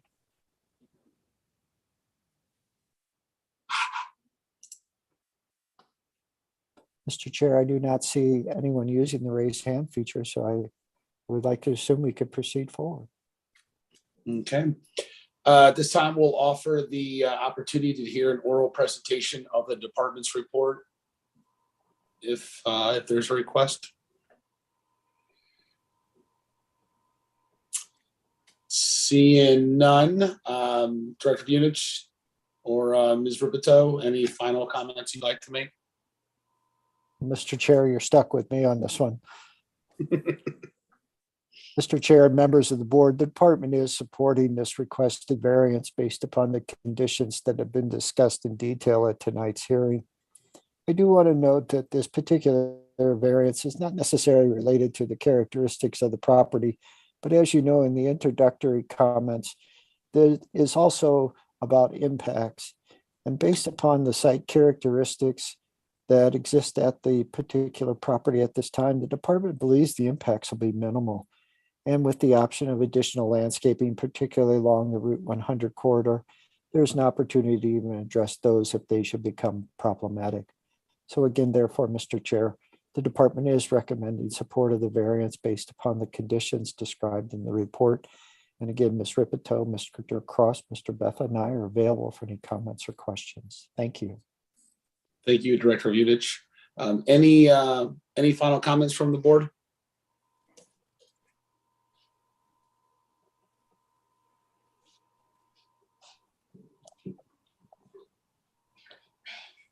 Seeing none, we'll go ahead and close the proceeding for a vote. At this time, do we have a motion to approve, a motion to deny, or a motion to approve with conditions? Well, I'll make a motion to approve the variance request, conditional on items 3 and 4 in the findings of fact document provided by the city.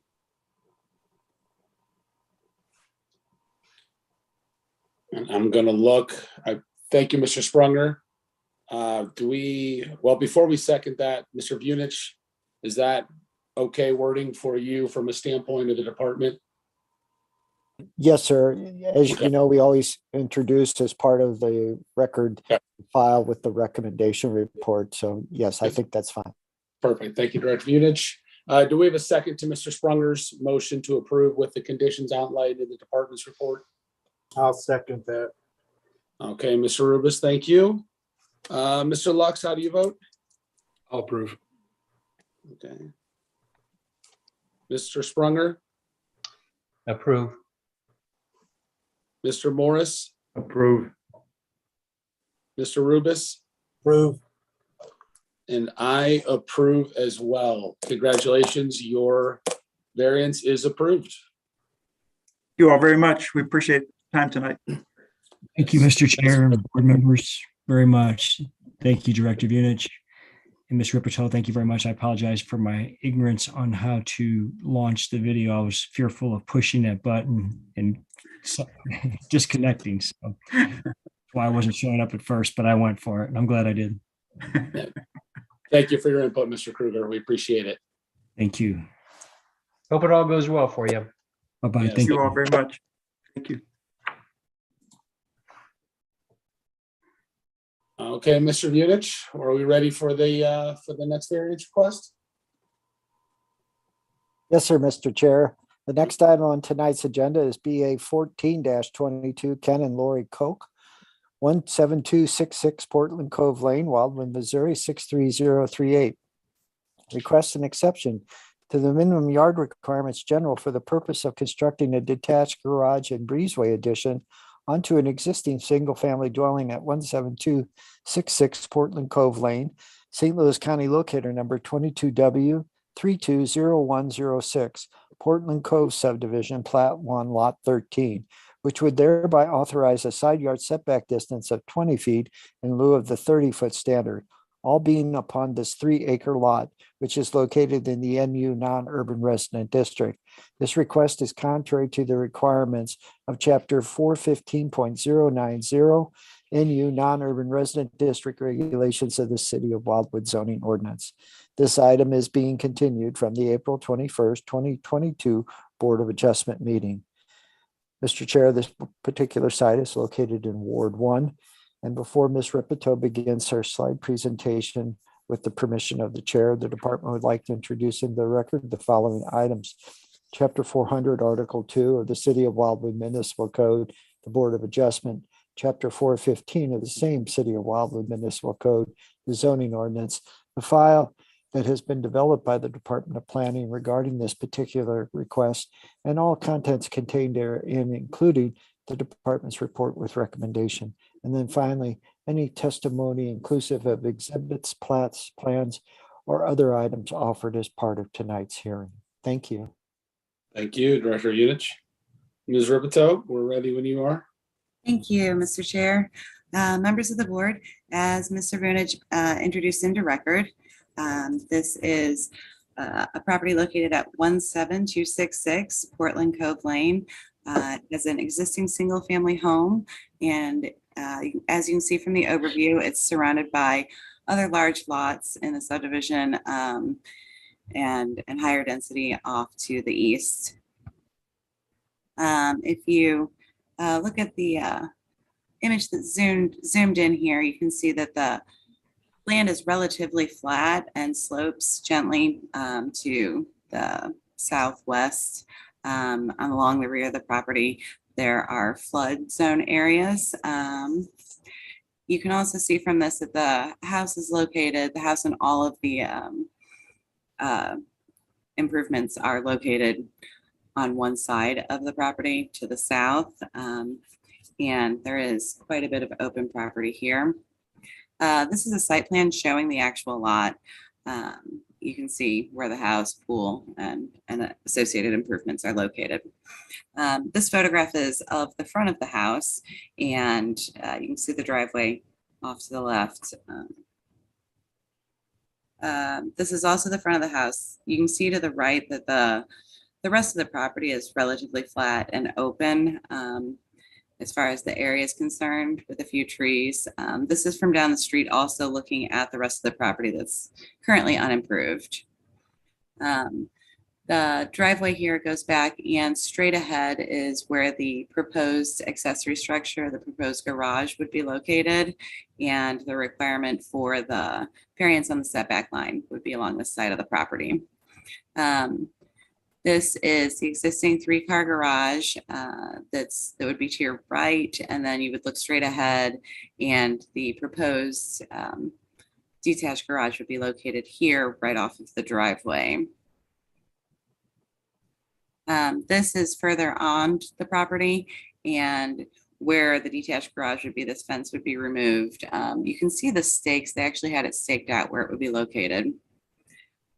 This is from further back on the property looking at the house, and you can see where the proposed garage would be located.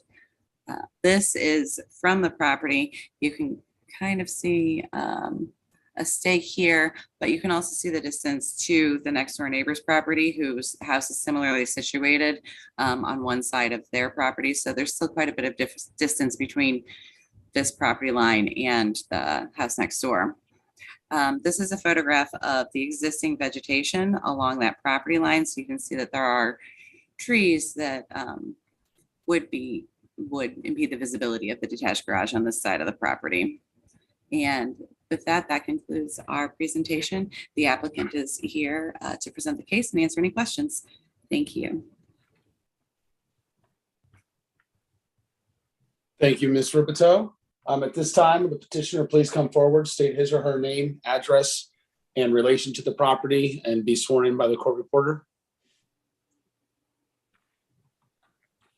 Mr. Chair, I think I just promoted her, so if you could give a second, thank you.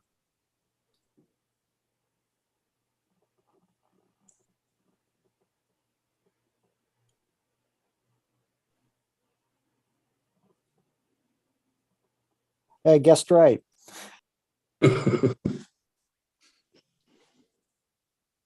Hi there. Can you please state your name, address, in relation to the property, and then we'll get you sworn in by the court reporter. Yes, my name's Lori Cook. I live at 17266 Portland Cove Lane, Wildwood, Missouri, 63038. And I'm the one of the owners of the property. My husband Ken is here also. Okay. Please raise your right hand. Do you solemnly swear that the one you're about to give in this cause will be the truth, the whole truth, and nothing but the truth? I do. Thank you. All right. You said, is it Cook? It's Cook. Cook. Okay, it's Cook. My Please apologies. go ahead and explain the nature of the request, the hardship or practical difficulty necessitating the variance, please. Okay, thank you. So we do own a 3-acre lot, and the home is situated all the way on the one side of the property, as you can see on the left side of the property looking at the house. And so we're seeking a 10-foot variance from the 30-foot setback to a 20-foot setback in order to put the detached garage immediately behind where the driveway is now on that side of the house. There's no other suitable place for the garage, even though it's a 3-acre lot. The right-hand side of the house, there's a septic tank and field on that side. You can see that there's a pool directly behind the house, so that's also not an appropriate, we can't put it behind the house. And to put it all the way anywhere else on the property would require another driveway, and it just wouldn't aesthetically look proper. So we want to place it close to the existing driveway and the house. That's the reason for the variance request. Sure. Thank you, Ms. Cook. Anything else you'd like to add before we open it up for questions? No, I was just going to say the neighbors have consented, the neighbors on the side where the garage would go. Carl and Sue Tieber, that is in the packet, a consent, letter of consent that they signed. Their house is all the way on the far side of their property too, so they don't have any objection to us, the request for variance. Great, thanks for adding that. That's good stuff. All right, any of the board members have any questions?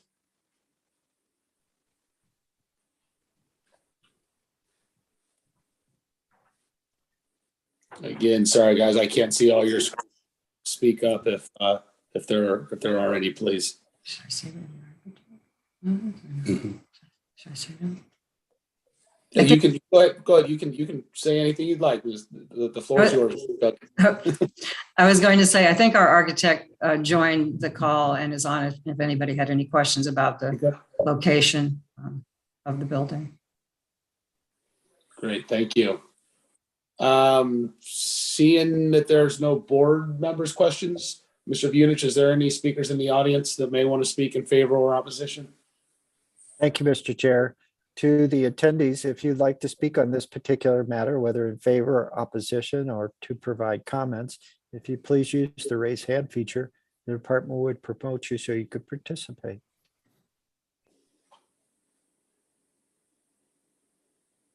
Mr. Chair, I do not see any raised hand features, so I assume we can proceed. Thank you. Okay. This time, would anybody like to hear an oral presentation of the department's report? Seeing none, Mr. Bunich, any final comments you'd like to make on this request? Ms. Ripito has our presentation. Thank you. All right, thank you. Thank you, Mr. Chair. The department is supportive of this variance request for the reasons that the location of all the improvements are on like one side of the property. And although the other side of the property happens to be flat and buildable as well, it would require a lot of pavement in order to, bring a drive or provide access, or an entirely new drive in order to provide access to the other side of the house. And, the increase in impervious surface isn't something that the department is in favor of. So therefore, because of the vehicular access and such, the department is in favor of this. If anyone has any questions, Mr. Rinich, Mr. Cross, or I are here to answer them. Thank you. Thank you, Ms. Ripito. At this time, we will close the proceeding for a vote. Well, I'm sorry, first, any other final comments from the board? I apologize. Any other final comments from any of the board members? Okay, now we will close for a vote. At this time, do we have a motion to approve, a motion to deny, or a motion to approve with conditions? I'll motion to approve. Okay, Mr. Lux, is there a second to approve? I'll second it. All right, Mr. Morris, thank you. Mr. Lux, how do you vote? Approve. Mr. Sprunger, how do you vote? Approve. Mr. Morris? Approve. Mr. Rubis? Approve.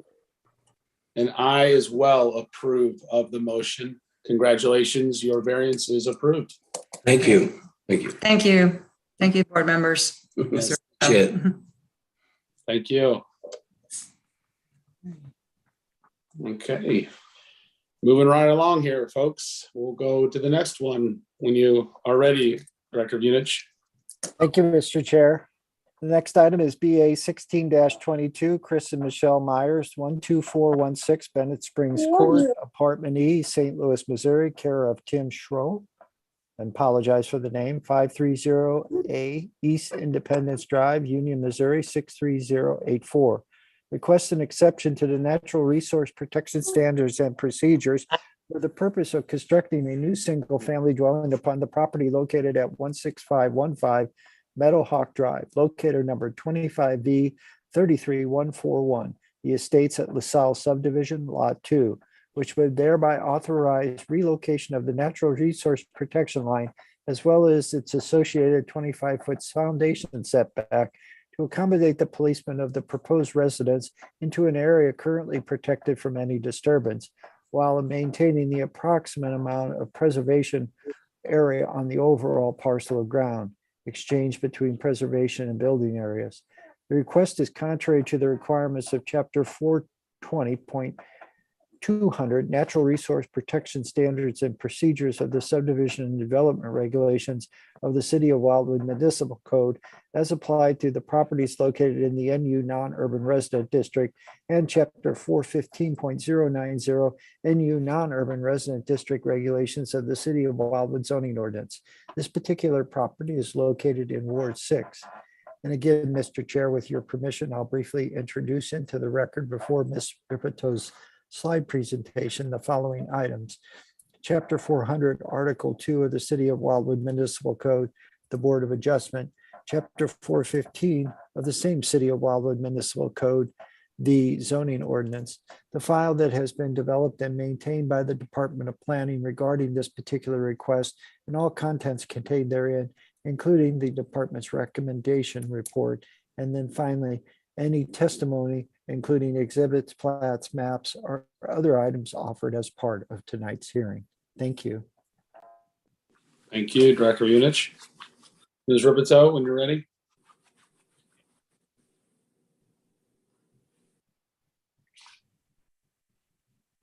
Thank you, Mr. Chair, members of the board. As Mr. Greenwich read into record, this property is located at 16515 Meadowhawk Drive. As you can see, this is located more towards the southeast area of the City of Wildwood. This is an overview of the property. You can see the properties surrounding it are large lot properties in the non-urban zoning district. If you zoom in closer into the property, it's important to note that this property has a really steep slope. It fronts along John's cabin along the east side of the property and along Meadowhawk along the southwest side of the property. And the slope from one end of the property to the other is significant, as you can see. The next image here is a site plan of the property and the proposed change in the natural resource protection area.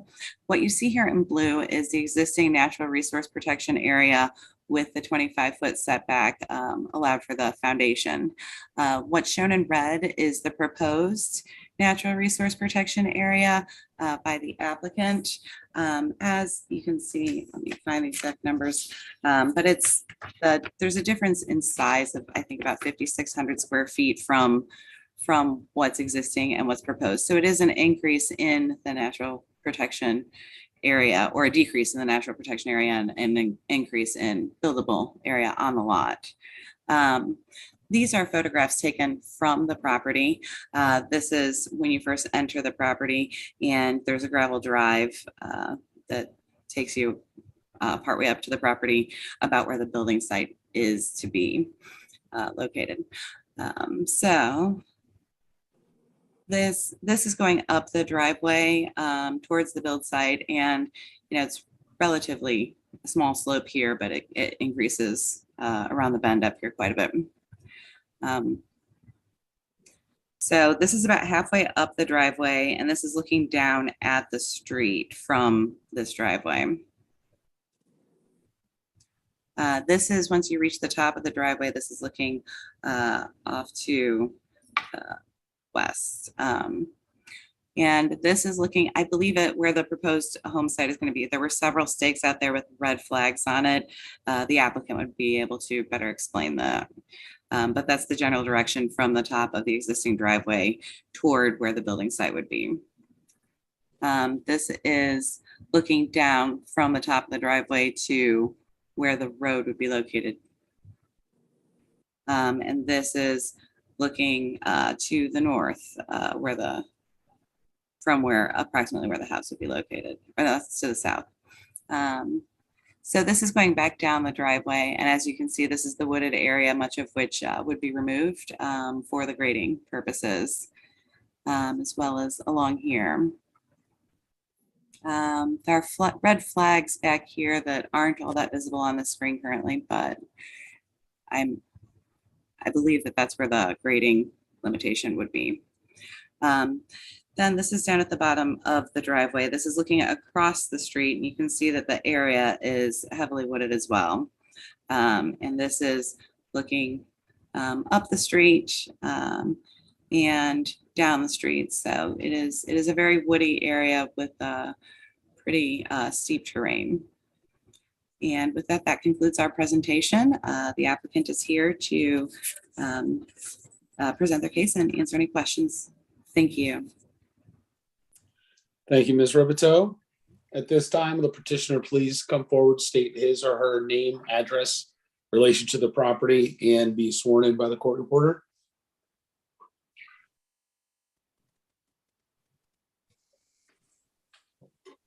This is Chris Myers. I'm questioning if Tim is on the call this evening. Director of Units, what's Mr. Myers, what's Tim's last name, or do we know what he would be logged in under? He's Show, should be Tim Show. Joe. Mr. Chair, there's nobody, there are no attendees with that name.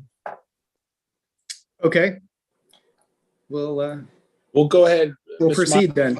Yeah, if you'd like, we'll go ahead and get you sworn in, and then maybe in the meantime, if Mr. Show is on, please raise your hand and let Mr. Units know.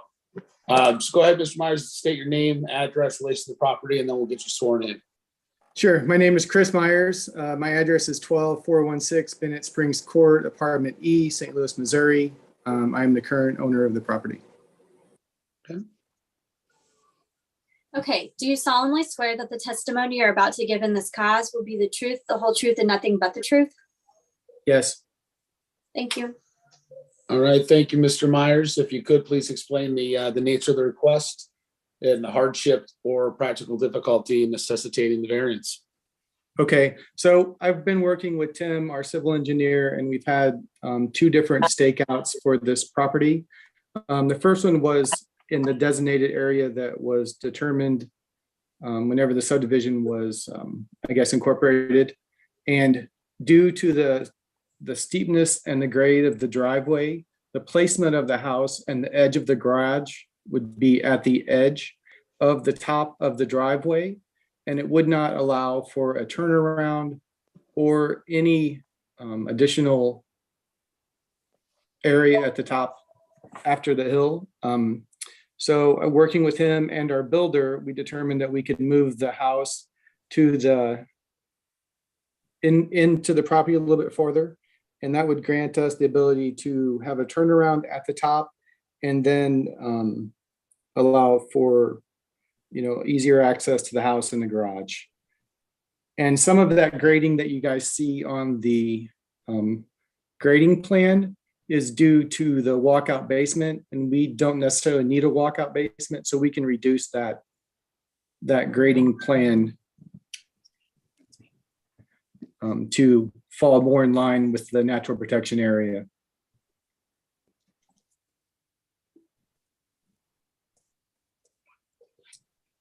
Anything else you'd like to add, Mr. Myers? I don't think so. I think, yeah. Mr. Chair, the engineer is now on screen or on as a panelist if you have any questions for him. And he might be able to better eloquate or explain our hardships also. Great, thank you, Mr. Myers. Mr. Show, would you like to speak on the petition?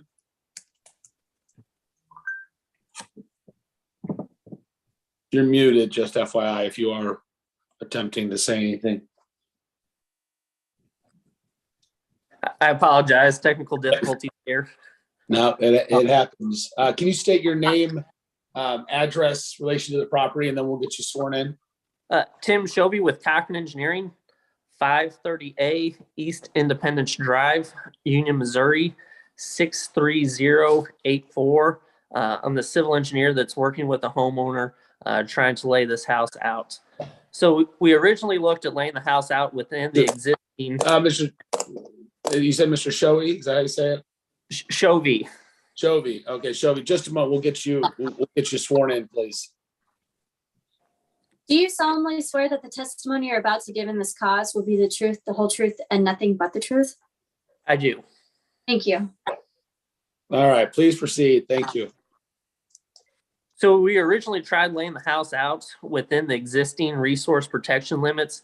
We were having a lot of difficulties with the driveway slope, having that workable, as well as we were encountering a lot of excessive retaining walls on the front and rock excavation in the rear of the house.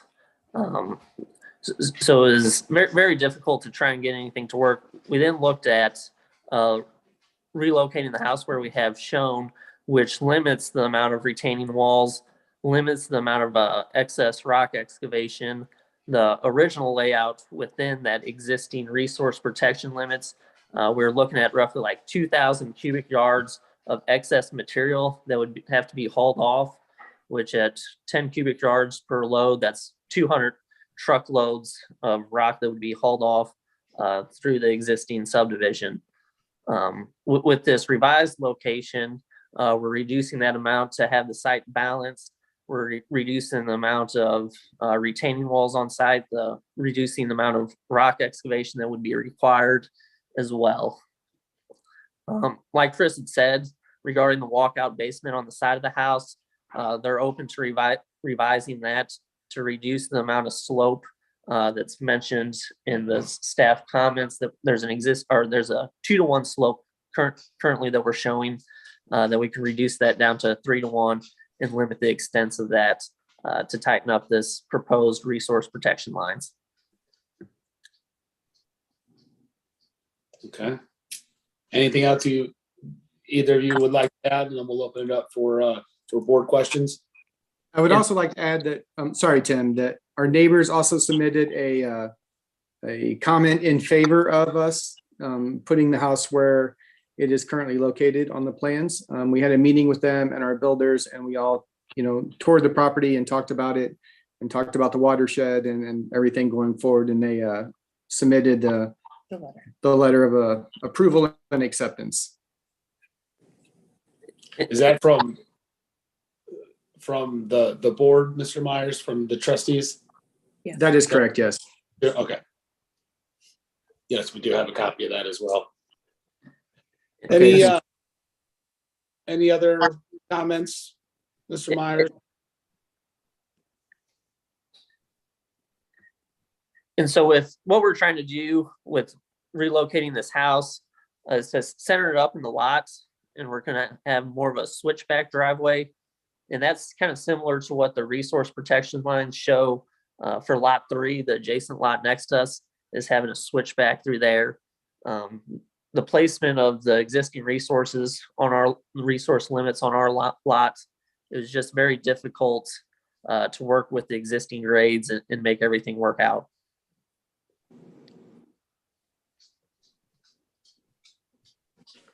All right. Any board have any questions? We'll go ahead and open it up for board member questions. Yeah, Mr. Myers, you had mentioned that you looked at a plan to put the house within the natural resource protection. I mean, staying out of the natural resource protection area. And that would be doable, but more difficult. Is my understanding that correctly? Like Tim said, if we do that, there's a lot more engineering and effects to the neighborhood, like, taking the 200 truckloads of dirt out of through the subdivision, which is a narrow subdivision anyway. But I mean, it would make it very, very difficult to put the house within the existing natural protection just because of the slope of the driveway at that point, I think is 21%. It goes from 18 to 21% at that portion, and that's exactly where the house would have to be for the garage entrance.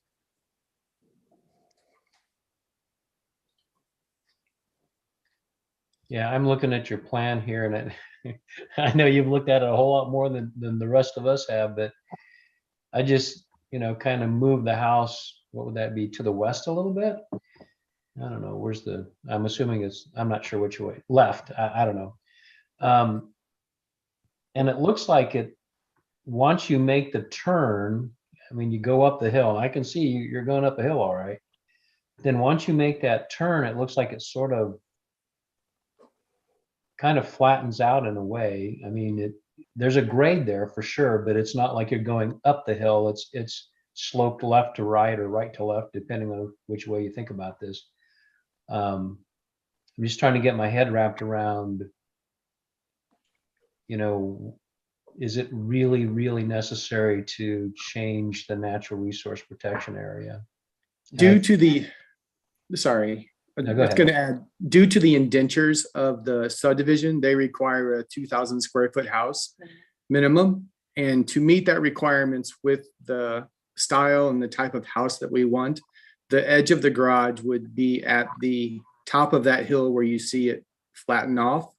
And I think on the plans that Tim had done before, that was a 10% grade on that on the concrete driveway into the garage. So you'd come up the hill at the 21%, and then you'd turn immediately 90 degrees, a little bit more than 90 degrees actually, and then hit a 10% grade of the concrete, and then you'd be in the garage.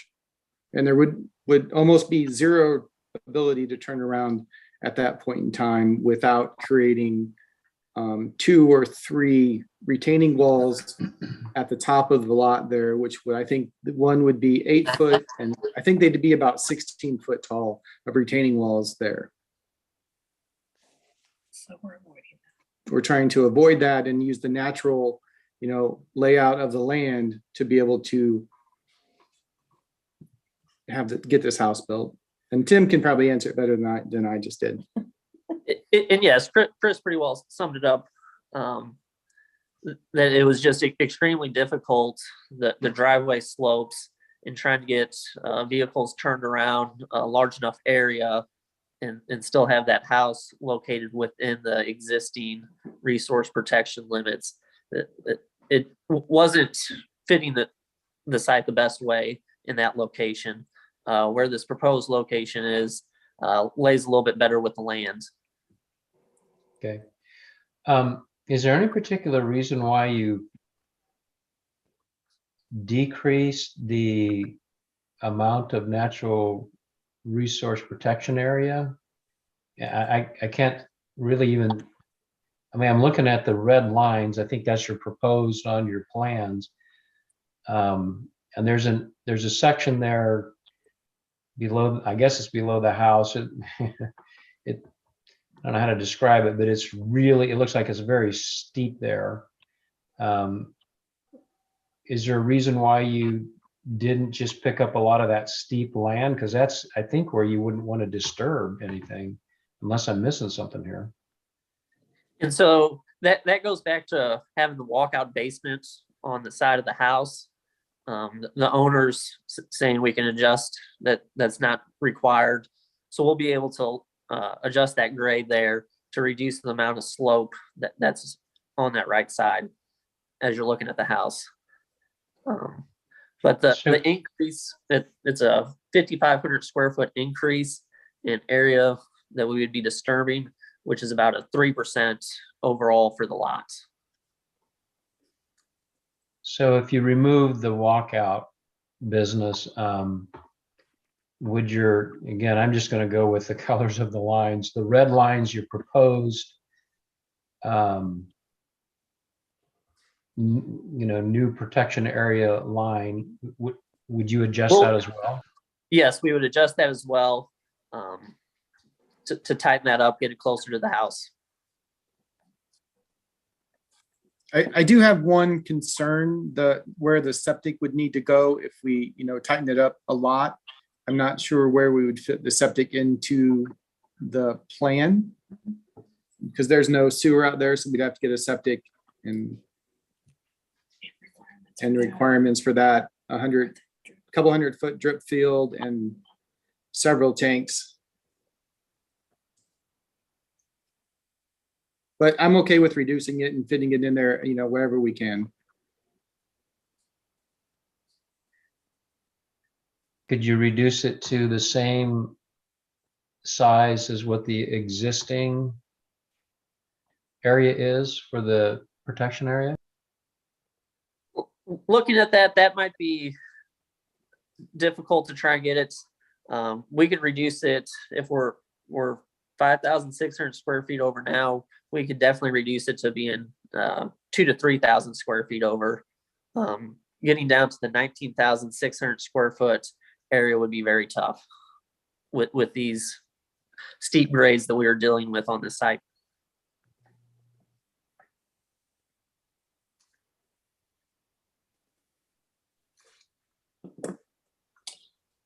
Any other questions from the board? Yeah, I don't know if this is a question, maybe more of a statement, but the whole concept of the natural resource protection is to preserve areas of land that are going to be susceptible to runoff and things like that.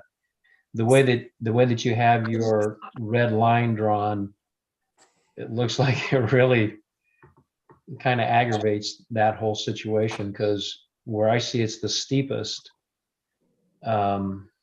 going from 600 feet up to, I don't know, what is it? I'm trying to look at the top here, 630 or better.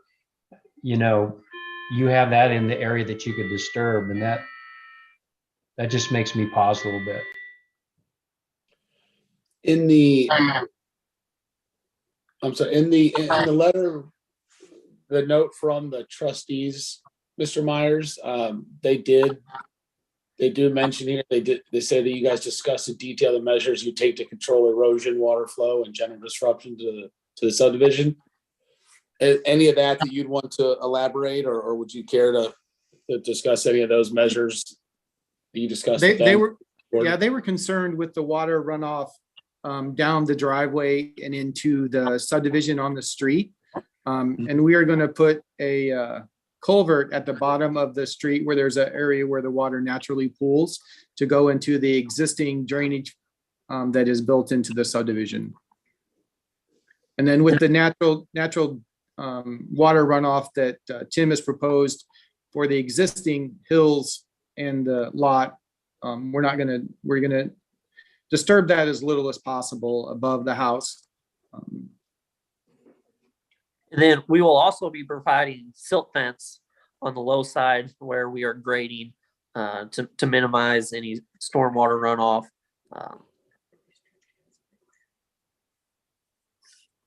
Yeah, and we're trying to be mindful of, the restrictions and the requirements to get the house that we want to have built there, and then, be mindful of everybody else. And we love the property, we love Wildwood, and, we want to take all that into account. Any other questions from the board?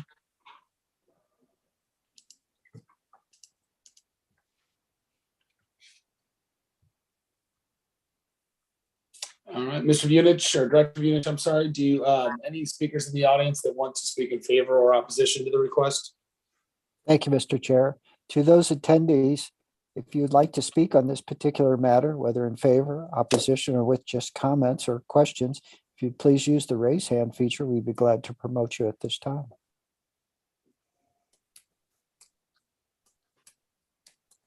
Mr. Chair, I do not see any acknowledgements, so I assume we can proceed. Thank you. Okay, hearing none, we'll offer the opportunity to hear an oral presentation of the department's report. Seeing no request for that. Any final comments that the department would like to make? Mr. Chair, thank you. Mr. Chair and members of the board, the department recognizes that some level of variance is probably very reasonable on this particular site.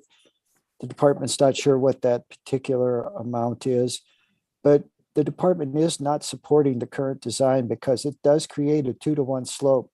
And that's not a maintainable slope, no matter what anyone will tell you. And so from that perspective, the department could not support the request. But again, certainly the department recognizes that this site is difficult due to its topographic nature, and some level of variance is needed. I don't know what that is. And certainly you've had some comments tonight from the engineer and the petitioner. But at best, I think we need to see a plan that reflects those changes. Thank you. And I assume Director Unich, you're referring to the willingness to reevaluate the walkout basement and, okay. That's it exactly, sir. Any final comments from the board? And I'd also say, from Mr. Myers as well, any final comments that, from Director Unich's recommendations? Sure. Is there a way that we can take our petition back, change the walkout, and try and get it better in line with the existing natural production, and then resubmit? Go ahead, Director Unich. Certainly, you could request a postponement at this time, and that would bump the request to the June meeting. But certainly, it would give an opportunity for you to ensure you're getting the house you want with a minimum amount of disturbance in the resource protection area, and then provide the board a tangible description of it so that they could act probably with less concern. Thank you. Okay.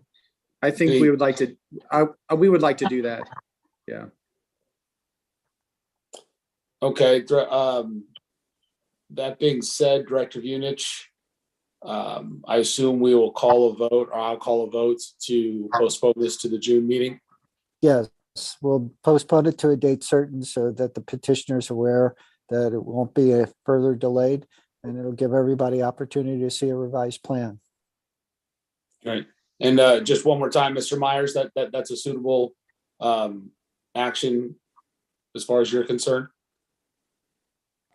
Yes, Okay, thank you. yes, Mr. I would Myers. I would like to be in the favor, get a favorable result. So if it's required that we postpone, then I'm willing to postpone. Yeah, I think a little more clarity, as Director Unich said, would definitely be beneficial for all parties. That being said, do I have a motion to postpone until the June meeting? I'll make a motion to postpone this request to the June meeting. Do I have a second? I'll second. All right. Thank you, Mr. Sprunger and Mr. Lux. Mr. Lux, how do you vote? Approve to suspend, if that's the right way to word it. Yeah. Mr. Sprunger, Yes, postpone. Mr. Morris, Yes, for postpone. and Mr. Rubis. Yes, to postpone. And I as well vote to postpone until the next meeting. We appreciate your time, Mr. Myers, Mr. Shoei, and we look forward to seeing it at the June meeting. Thank you. Thank you very much. Have a good Thank evening. you, gentlemen.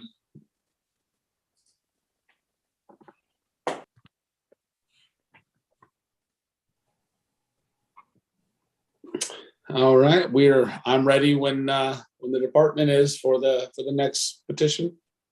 The last case tonight on the agenda is BA 17-22, Ryan and Rachel Rethy, pardon me again, 18508 Hawks Hill Road, Wildwood, Missouri, 63069, request an exception to the minimum yard requirements general for the purpose of constructing a 30-foot by 48-foot accessory building onto a property with an existing single-family dwelling located at 18508 Hawks Hill Road, St. Louis County, locator number 25Y 330072, Hawks Rest subdivision, plat 3, lot 50, which would thereby authorize a western side yard setback distance of 25 feet in lieu of the 30-foot standard, and a front yard setback distance of 40 feet in lieu of the 50-foot standard. This request is contrary to the requirements of Chapter 415.090 NU non-urban resident district regulations of the City of Wildwood zoning ordinance. This particular property is located in Ward 6. And with your permission, Chair, the department, before Ms. Ripito provides her slide presentation, would like to introduce into the record the following items. Chapter 400, Article 2 of the City of Wildwood Municipal Code, the Board of Adjustment. Chapter 415 of the same City of Wildwood Municipal Code, the zoning ordinance. The file that has been developed and maintained by the department regarding this particular request, and all contents contained therein, including the department's report with recommendation. And then finally, any testimony inclusive of exhibits, plats, maps, or other items that are offered as part of tonight's hearing. Thank you. Thank you, Director Unich. Just one quick question. You had said this is the final. Was there action taken on BA 11-22? I had that as well on the record. Ronald Onstott, Windy Hollow Lane.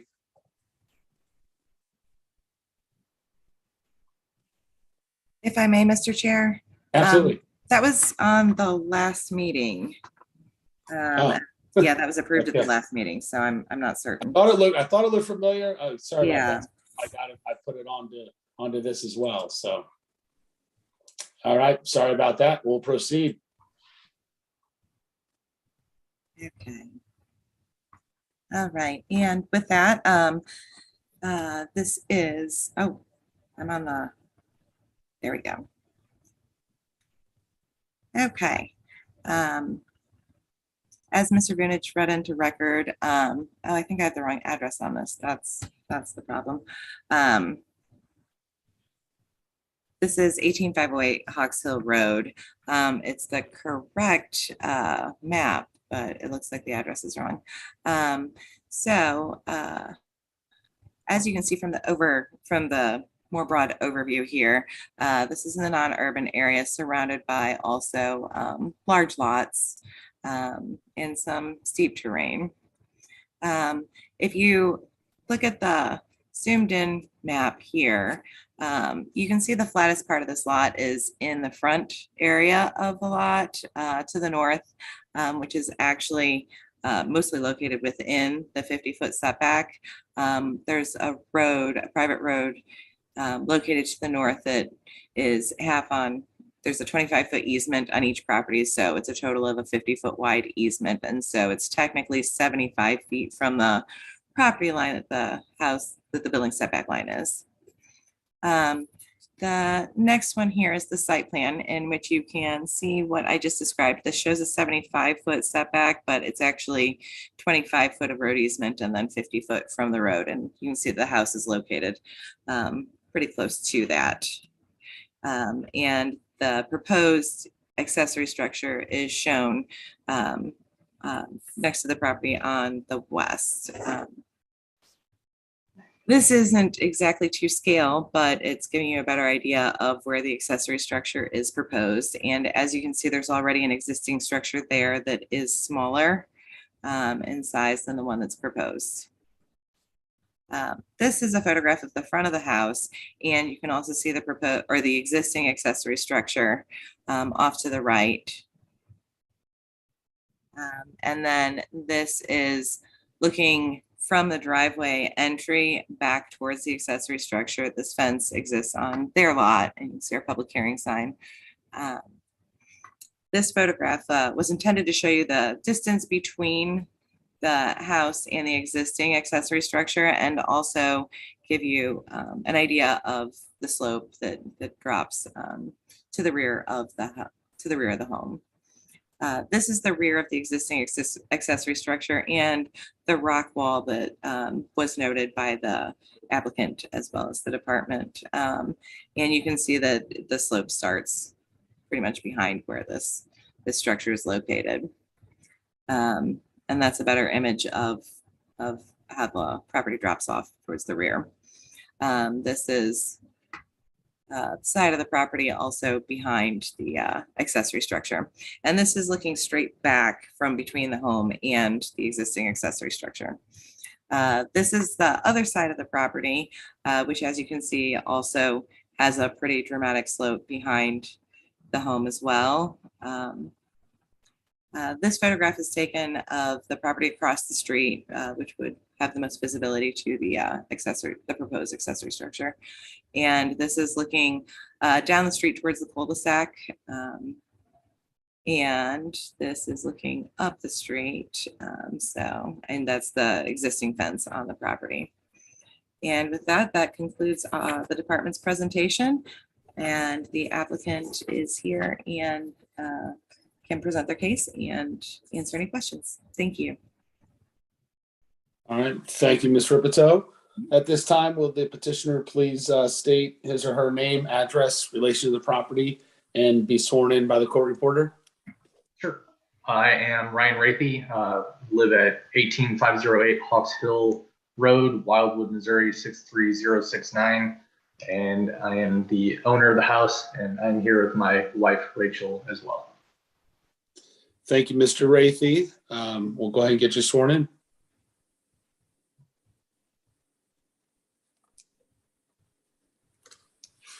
Please raise your right hand. Do you solemnly swear that the testimony you're about to give in this cause will be the truth, the whole truth, and nothing but the truth? I do. Thank you. All right, Ms. Rapey, if you could please explain the nature of the requests and the hardship or practical difficulty on necessitating the variance.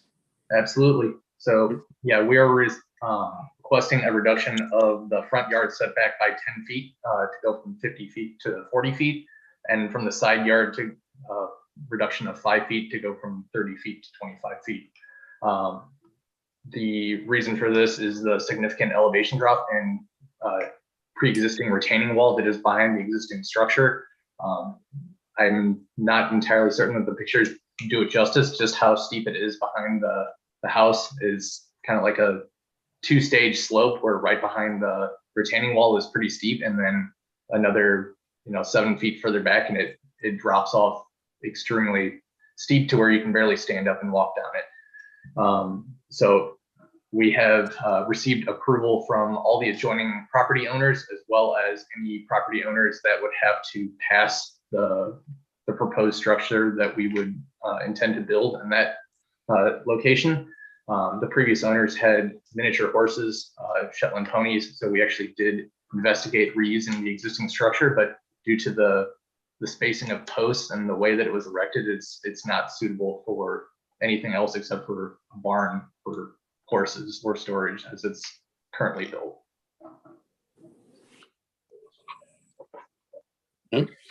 Anything else you'd like to add, Mr. Ray? I believe that is it. Great, thank you. Any questions from the board members? I have one. Sure, Mr. Rubis. What is the utilization of the new structure going to be? It'll be utilized for multiple things. One for parking cars in. We want to have 2 additional car spots. We want to have spots for our lawn equipment, and as well as recreational vehicles, dirt bikes, 4-wheelers, those types of things. Get them out of the existing garage, which is already jam-packed. And plan to do, I've done a lot of woodworking in this house. We've redone the entire first floor. I've built a lot of our furniture, so I would like to continue doing that in a more suitable space. So it's not, wouldn't be for animals. No, it would not.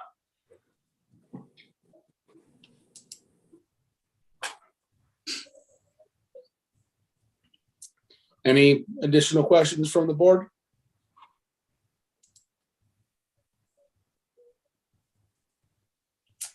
Seeing none, Director of Units, is there any speakers in the audience that may want to speak in favor or opposition to the request?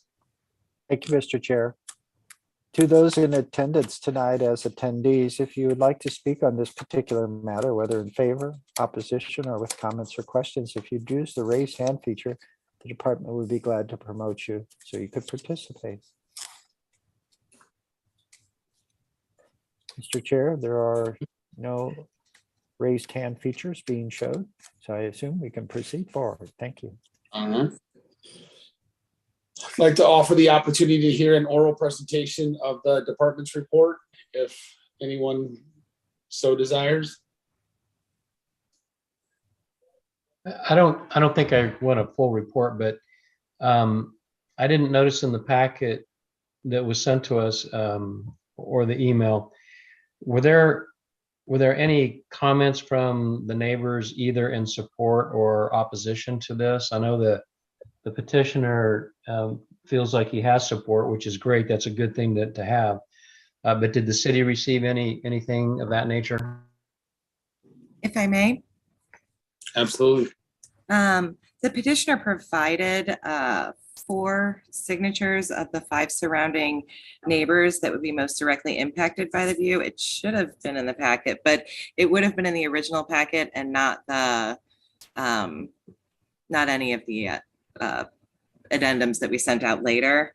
So the only signature that they didn't have was the property that would abut that side yard where that abuts the neighbor where they're asking for the side yard variance request. Aside from that, no, we did not receive any comments or phone calls in regards to this case. And those 4 were in support.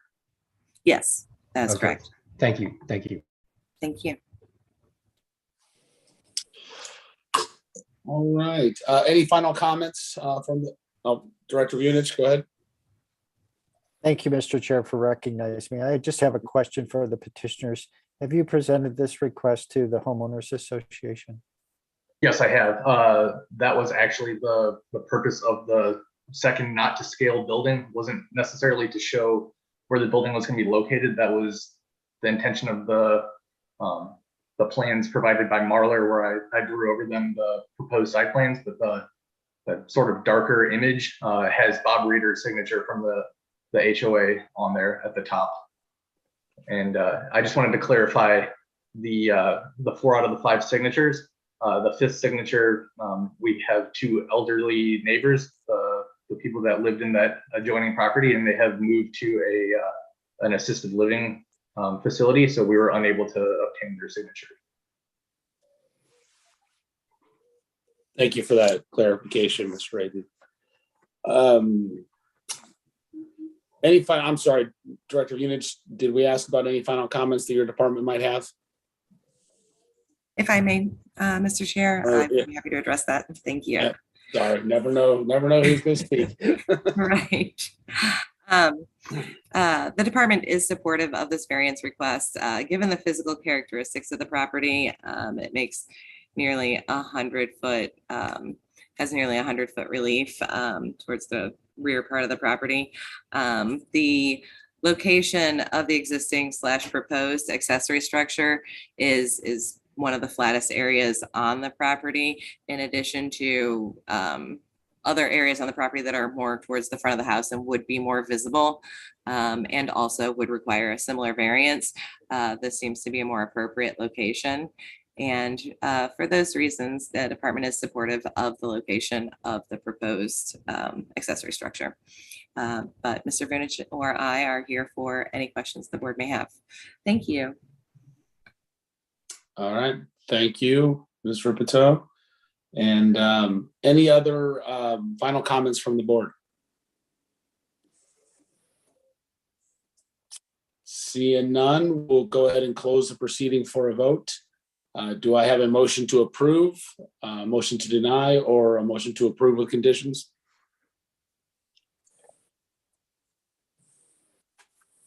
I'll make a motion to approve. Mr. Rubis has a motion to approve. Does that have a second?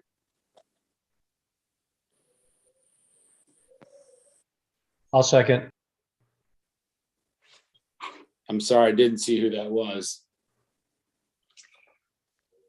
That was Arnie.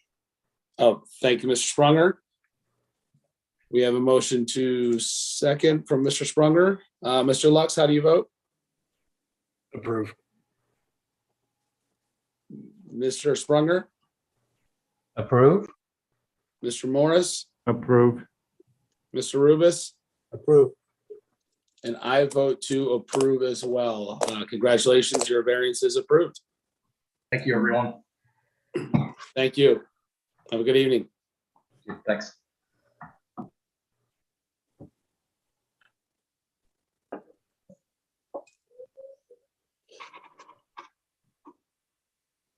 Okay, and that's all of the cases for this evening. Is that correct?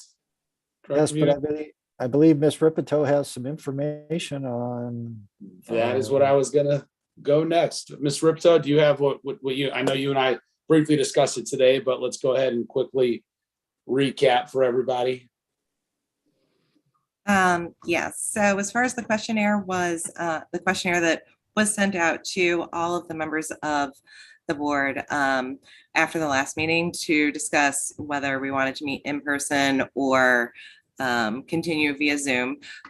Most people didn't have an extreme preference. They were okay with meeting either way and saw the advantages to both, given that, Zoom is really convenient, especially if you're traveling and such. However, the personal interaction, it does make it easier to communicate. So that was okay either way. However, it looks like the earliest that we'd be able to start meetings would be 6:30 without losing a member. And that could still be pushing it, just given that the commute from work. But the earliest we could do it would be 6:30, especially if in person, or we could leave it at 7. So that would be up to the board. I still don't have results. I didn't get feedback from one person that isn't here this evening.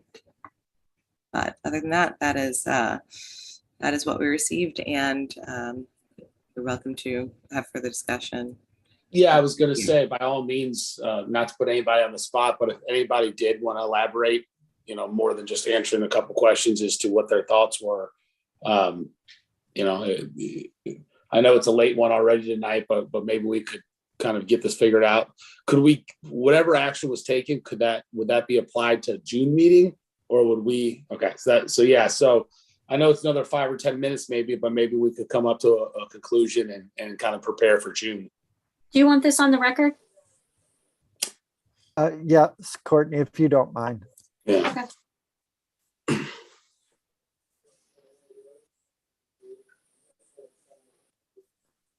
So to the members, would you like to move up the meeting date from 7 PM to 6:30 PM? That seems to be the least problematic, and certainly would be consistent with other boards, commissions, and committees that the city has in place at this time. I think we should go ahead and try it. I mean, let's do it. And if we find after a meeting or two that it's an issue, we can always shift back. But I think we ought to just go forward and, make it 6:30. Does moving it affect anyone's thoughts on Zoom versus in person? I was just curious. Okay. Not for me. I don't know the other people feel, but not for me. If I may, Sure. the responses that I received, everyone should be able to make it there by 6:30. I had one concern that you might be a little bit late just due to traffic if it gets held up in a lot of traffic, but it shouldn't be a problem. Okay. So are we looking for an executive decision? Let's do it. Let's do it. My thought is, as Ms. Ripito kindly reminded me tonight that,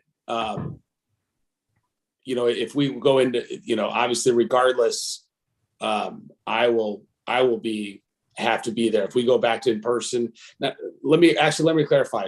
If we went back into person, would we still have a Zoom option? The way that the city council is currently set up is kind of a mixed media. We do it both live in person, but we also offer the Zoom capability. It's a little more challenging to run the meeting that way, and I'll have to see if we are currently staffed enough to have to do so. But I think we should be able to do it. Mr.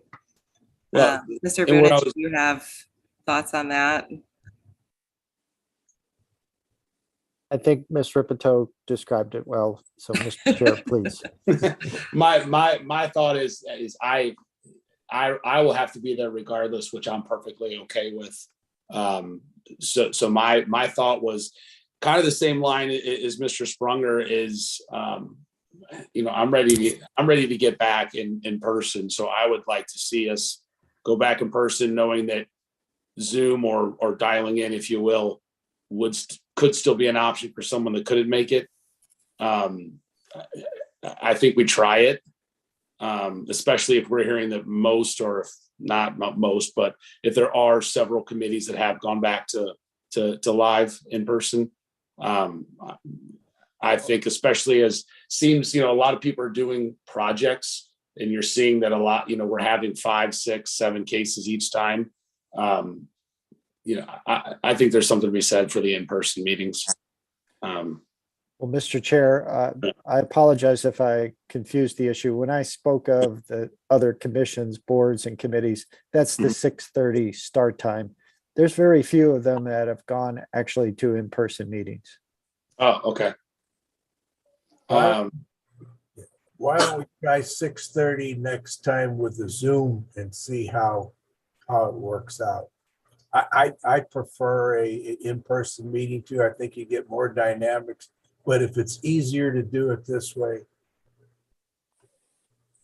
Yeah, that Mr. Rubis, I think that's a great idea, actually. Why don't we kind of ease into this by changing the time, maybe even allow people to kind of keep an eye on the clock, as if they did have to drive to Wildwood, see how they can, if they're able to get home, get situated at 6:30 and be ready. And then maybe we'll just kind of reevaluate as we go into the summer here.